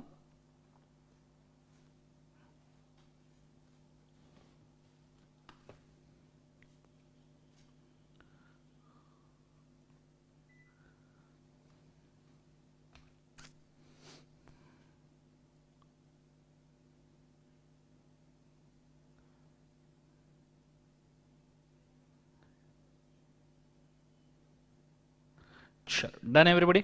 अभी सेल ऑफ गुड्स एक्ट खत्म होने तक क्लास है बेटा, आज पूरा sale of goods act complete होने तक, ठीक है। तो साइड का कंटेंट के अंदर वही लिखा है। सूट फॉर स्पेसिफिक परफॉर्मेंस में जाता है, ये तो हमने ऑलरेडी देखा है, अब बार बार रिपीट चीजें हो रही है। मतलब अनपेड सेलर क्या कर सकता है? तो suit for specific performance, suit for breach of guarantee warranty, suit for, ये सभी सूट वापस आ रहे हैं। जो भी डैमेजेस पड़ा वो वापस से आया डैमेजेस। अभी ये मैंने आपको डैमेजेस ही पढ़ाया, अब वापस से वही आ गया कि अनपेड सेलर क्या करेगा? Breach of contract. Breach of contract और अनपेड सेलर तो सेम ही है ना। तुमने गुड्स बेचे, सामने वाले ने पैसा नहीं दिया, ये अनपेड सेलर भी है, यही ब्रीच ऑफ कॉन्ट्रैक्ट भी है। तो normally unpaid seller breach of contract का कॉन्सिक्वेंस एक ही होता है। बड़ा पढ़ना जरूरी है जिंदगी में, क्या करे? नहीं तुम बोलोगे दर्शन सर ने पढ़ाया नहीं, तो पढ़ लो जिंदगी में। Where a property has pass to the buyer, he also exercise another right right to sue for specific performance, मतलब सामने वाले ने कॉन्ट्रैक्ट कंप्लीट करना चाहिए, ये आपने करना चाहिए, ये स्पेसिफिक परफॉर्मेंस दिया है स्पेसिफिक रिलीफ एक्ट के अंदर। ये एक्ट लॉ है, आपके सिलेबस में नहीं है, टेंशन मत लो। इसके लिए कोर्ट का डिस्क्रिशन और ऑर्डर लगता है सेलर को कि भाई सामने वाले से कॉन्ट्रैक्ट परफॉर्म करवा लो। फिर suit for damages for breach of warranty, warranty टूटने के लिए ब्रीच ऑफ डैमेजेस, मतलब वारंटी टूटा, गारंटी और वारंटी का डिफरेंस मैंने बड़े अच्छे से बताया था, वो लेक्चर याद रखना, it was the best lecture जिसके अंदर मैंने आपको गारंटी और वारंटी का डिफरेंस दिया था। क्लियर है कंसेप्ट सबको? हाँ है ना? Where there is a breach of warranty by seller और where the buyer elects is compelled to treat the breach of condition as a part of seller's breach of warranty, the buyer is entitled to reject the goods but the buyer may set up against the seller a breach of warranty or diminution extension of the price, sue the seller for breach of warranty। आप breach of warranty के लिए seller को sue कर सकते हो। The measure of the damages for breach of warranty is estimated loss or damages arising directly naturally due to breach। Same ही है, जो एस्टिमेटेड लॉस आपको ब्रीच ऑफ वारंटी से होगा नेचुरली, जैसे नौरा फतेह अली खान को तैमूर की वजह से लॉस हुआ, that is breach of warranty, क्योंकि डिओड्रेंट भड़कना चाहिए, ये डिओड्रेंट भड़कता है, ये इन्फ्लेमेबल उसके ऊपर लिखा नहीं था, तो नौरा, ये नेहा कहां से, नौरा ये ब्रीच ऑफ वारंटी के डैमेजेस क्लेम कर सकती है तैमूर से। क्लियर है कंसेप्ट? सेम कंटेंट अब रिपीट होता जाएगा। Suit for recovery of price, again same, unpaid seller और क्या करेगा, specific performance, suit for recovery of price, और क्या करेगा जिंदगी में, यही काम करने हैं उसको। So suit for recovery of price, इसको रीड कर लेना। Seller rights against the buyer, suit for price same, damages for non acceptance, ये इतने बार पढ़ा, अभी 7 टाइप के डैमेजेस पढ़े, 7 टाइप के प्राइसेस पढ़े, और जिंदगी में क्या क्या पढ़ोगे, तो इतना सिर्फ होमवर्क कर लेना। ये चीजें रिपीट हो रही है, बार बार पढ़ूंगा, आप भी बोर हो जाओगे, नंबर धीरे धीरे गिरता जा रहा है जितने लोग लेक्चर देख रहे हैं उसका, तो उससे ही समझ में आ रहा है रिपीट हो रहा है, तो एक बार इसको रीड करना, कोई दिक्कत है तो पूछ लेना, आगे मैं बता दूंगा। ऑक्शन सेल, हाँ ये जरा इंपॉर्टेंट है, इसको अपन ठीक से लेंगे, IMP करके इसको मार्क कर दो। What is auction? ऑक्शन पता है? ऑक्शन बोलियां लगती है 1001, 1002, 1003, ठीक है। Let's take an example, auction कैसे होता है, समझो ये जो पेन है, पेन, इमेजिन करो ये पेन 400 साल पुराना है, 400 साल पुराना, 400 साल पहले पेन होते थे क्या? एनीवेज, इमेजिन करने में क्या जाता है, इमेजिन करने में खर्चा नहीं लगता, 400 साल पुराना है, नहीं होगा अर्थ पे पेन नहीं होगा 400 साल पहले, मेरी ये एलियन से बुलाया था, ठीक है फाइन। इमेजिन ये पेन 400 साल पुराना है, ये 400 साल पुराना पेन के ऊपर हीरा लगा हुआ है, सोने का पेन है, कारीगरी की है, 2-3 लोग, जिन लोगों ने ताजमहल बनाया उन्हीं लोगों ने इस पेन के ऊपर कारीगरी की है। शाहजहां के बाद मेरे पास ही आए थे, बोले सर कारीगरी करके दे, मैं बोला ये पेन ही इसके ऊपर करके दिखाओ तो मानो। तो ये पेन ऐसे हीरे नक्शों जवाहरातों से, अशरफियों से जड़ा हुआ है, ऊपर एक कोहिनूर हीरा लगा है, 400 साल पुराना पेन है, ताजमहल वाले कारीगर ने इसके ऊपर कारीगरी की है। और तुम जो लोग हो, जो अभी 27, 28, 30 लोग हैं, तुम सब एंटिक लवर्स हो। एंटिक लवर मतलब पुरानी चीजों के शौकीन हो, पुरानी चीजों के शौकीन। तुम ऐसे मेरे सामने बैठे थे, ये पेन मैंने लाया, मैंने बोला ये पेन जिसको चाहिए वो इस पेन के लिए बिड करे, और मैंने प्राइस रखी 5 करोड़ रुपए। 5 करोड़ रुपए पेन की प्राइस है, 400 साल पुराना, अशरफिया हीरे जवाहरात से जड़ा हुआ पेन है, ऊपर कोहिनूर हीरा लगा है। तो मैंने बोला ऑक्शन करने में इसके लिए बिड करो, 5 करोड़ का प्राइस रखा। तुम में से कुणाल शिंदे ने बोला सर 5 करोड़ 10 लाख, उसके बाद में तन्नू सिंह ने बोला 5 करोड़ 50 लाख, उसके बाद में अमिताभ घोष ने बोला 5 करोड़ 80 लाख, उसने बाद में धवल ठाक ने बोला सर 6 करोड़, उसके बाद में भावेश मालू ने बोला सर 6.5 करोड़। फिर मैंने 6.5 करोड़ पे बोला और कोई पेन लेना चाहता है? 5 करोड़, 515 करोड़। नालायक टीएम, अच्छा टीएम प्रिया, बेटा प्रिया, थोड़ा 5 करोड़ का पेन है, 500 करोड़ का नहीं है, थोड़ा तो इज्जत में। वैसे झटक भी दिया तो भी 500 करोड़ नहीं निकलने वाले, अपन सबको भी झटक दिया तो भी नहीं निकलेंगे। क्लियर है? इतनी बड़ी बिड मत करो। तो ऐसे लोगों ने यहाँ पे ऐसे करोड़ों की बोली लगाई, ठीक है, 10 रुपए। नालायक कुणाल शिंदे बिडिंग से आउट, कुणाल शिंदे को बिडिंग से बाहर हकाल दिया जाए, ठीक है। तो एक बिडिंग किया, एंड में सबसे बड़ा बिडिंग कौन कर रहा है मेरे को? अशीमा मल्होत्रा ने 15 करोड़ का बिडिंग किया है कमेंट सेक्शन में।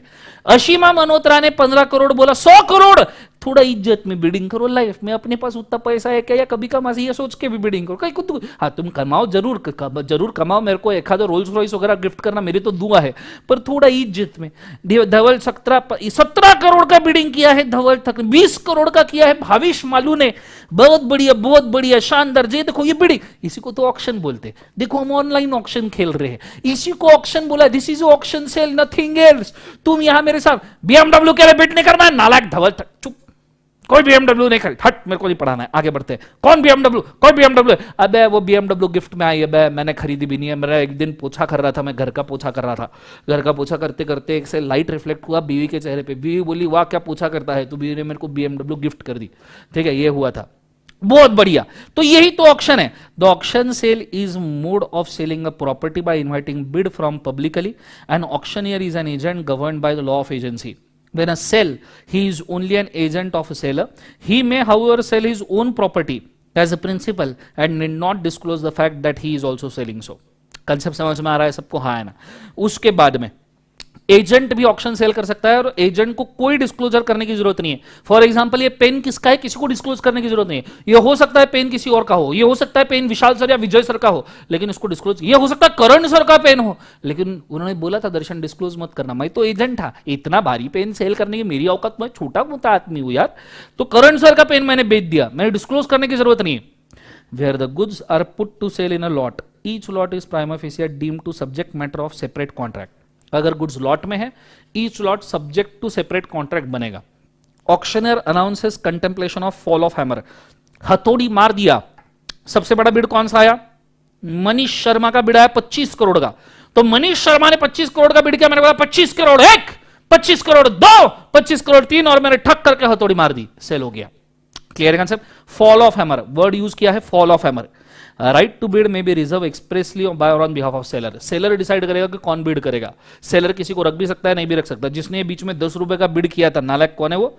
10 रुपए वाला, उसको बाहर, कुणाल शिंदे, नालायक। तो सेलर मैं डिसाइड करेगा। कुणाल शिंदे ने 10 का बिड किया, कुणाल शिंदे को बाहर ले जाके पानी पूरी खिलाओ 10 रुपए वाली। ठीक है, आगे। Where the sale is not notified to be subject to right of sellers to bid shall not be lawful. अगर आपने प्रॉपर नोटिफिकेशन सेल का नहीं दिया है तो ये लॉफुल नहीं होगा। सेल में be notified to subject to reserve और अपसेट प्राइस। सेल ये मैक्सिमम प्राइस सेट करके भी हो सकता है। जैसे 5 करोड़ का पेन है, मैं बोल सकता हूँ हाईएस्ट 50 करोड़ की बिड इसके लिए ली जाएगी, उससे ज्यादा नहीं। अपसेट प्राइस रख सकते हो। If seller make a use of pretended bidding to raise the price. Pretended bidding का मतलब क्या है? प्रिटेंडेड बिडिंग मतलब तुम सब जो कमेंट कर रहे हो ना, मैंने मेरे और 5 लोग इन कमेंट सेक्शन में बिठा दिए बिडिंग करने के लिए, मेरे 5 लोग। और मैंने क्या बोला, तुमने जो लास्ट बिड पढ़ी उसके ऊपर सिर्फ 1 करोड़ और बढ़ाना। तो समझो यहाँ पे अब तुम 25 करोड़ तक बिना कुछ किए पहुंच गए, 25 करोड़ की बिड तक बिना कुछ किए पहुंच गए। मेरा कोई एजेंट नहीं था। अब अगर मैंने 5 लोग इसमें बिठा दिए तो ये बिड को मैं 30 करोड़ तक भी लेके जा सकता हूं, तो ये तुम्हारा लॉस होगा। This is called as pretended bidding. Agent बिठा के प्रीटेंडेड बिडिंग करवाना। क्लियर है? तो ये चीज इलीगल है, इसको बिड रिगिंग भी बोलते हैं। इसके लिए मैं लिख के रखूंगा, there is also called as bid rigging. आप यहां पे बिड रिग कर रहे हो, बिड रिगिंग। ठीक है, यहां बिड रिग कर रहे हो खुद के एजेंट बिठा के। यहां आपका ऑक्शन सेल खत्म होता है और इसी के साथ आपका चैप्टर खत्म होता है सो जा, सेल ऑफ गुड्स एक्ट। सो जा कंसेप्ट समझ में आ रहा है सबको? हाँ है ना? सो जा यहां पे आपका खत्म होता है। आइए आगे बढ़ते हैं। आइए जरा आइए, अब कुछ बाकी है जिंदगी में, कुछ पढ़ाना बाकी है क्या? एक बार मुझे कमेंट सेक्शन में बताना कि सर कुछ पढ़ाना बाकी है क्या? पहले ही बोल के रखो जिंदगी में।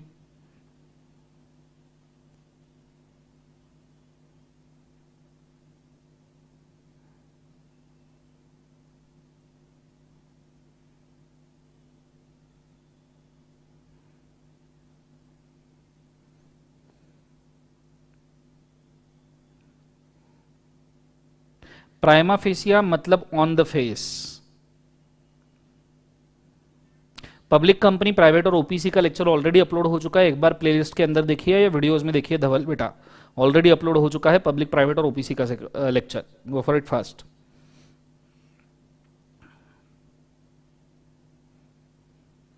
सब तो मेरे को यहां पढ़ाया हुआ दिख रहा है।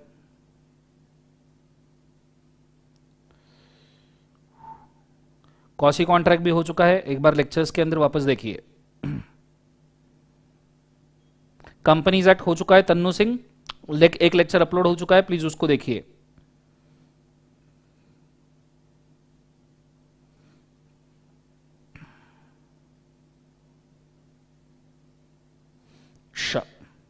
तो आई गेस फाउंडेशन का सब कुछ कंप्लीट हो चुका है। फिर भी अगर आपको कुछ लगता है तो आप बता सकते हो, ठीक है, कमेंट्स सेक्शन के अंदर बताना कि आपको कैसा लगा। आज के लिए हम इतना काफी करते हैं। Solve for today, have a nice day, good day, God bless you, take care, this Darshan Khare signing out. Clear है कंसेप्ट? क्या परफॉर्मेंस ऑफ कॉन्ट्रैक्ट बाकी है? होल्डिंग सब्सिडरी भी हो चुका है बेटा धवल तक, वो तो रेगुलर लेक्चर में ही हुआ है होल्डिंग सब्सिडरी।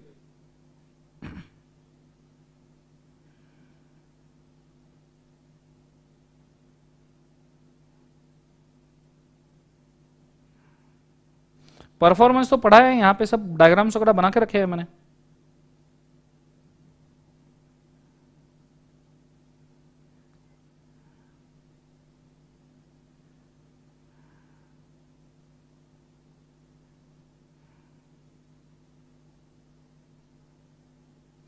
चलो आज के लिए काफी करते हैं। Solve for today, have a nice day. ठीक है, कुछ बाकी रहा तो जरूर कमेंट में बताएगा, फिर उसके बाद में हम कंटिन्यू करेंगे। रेडी?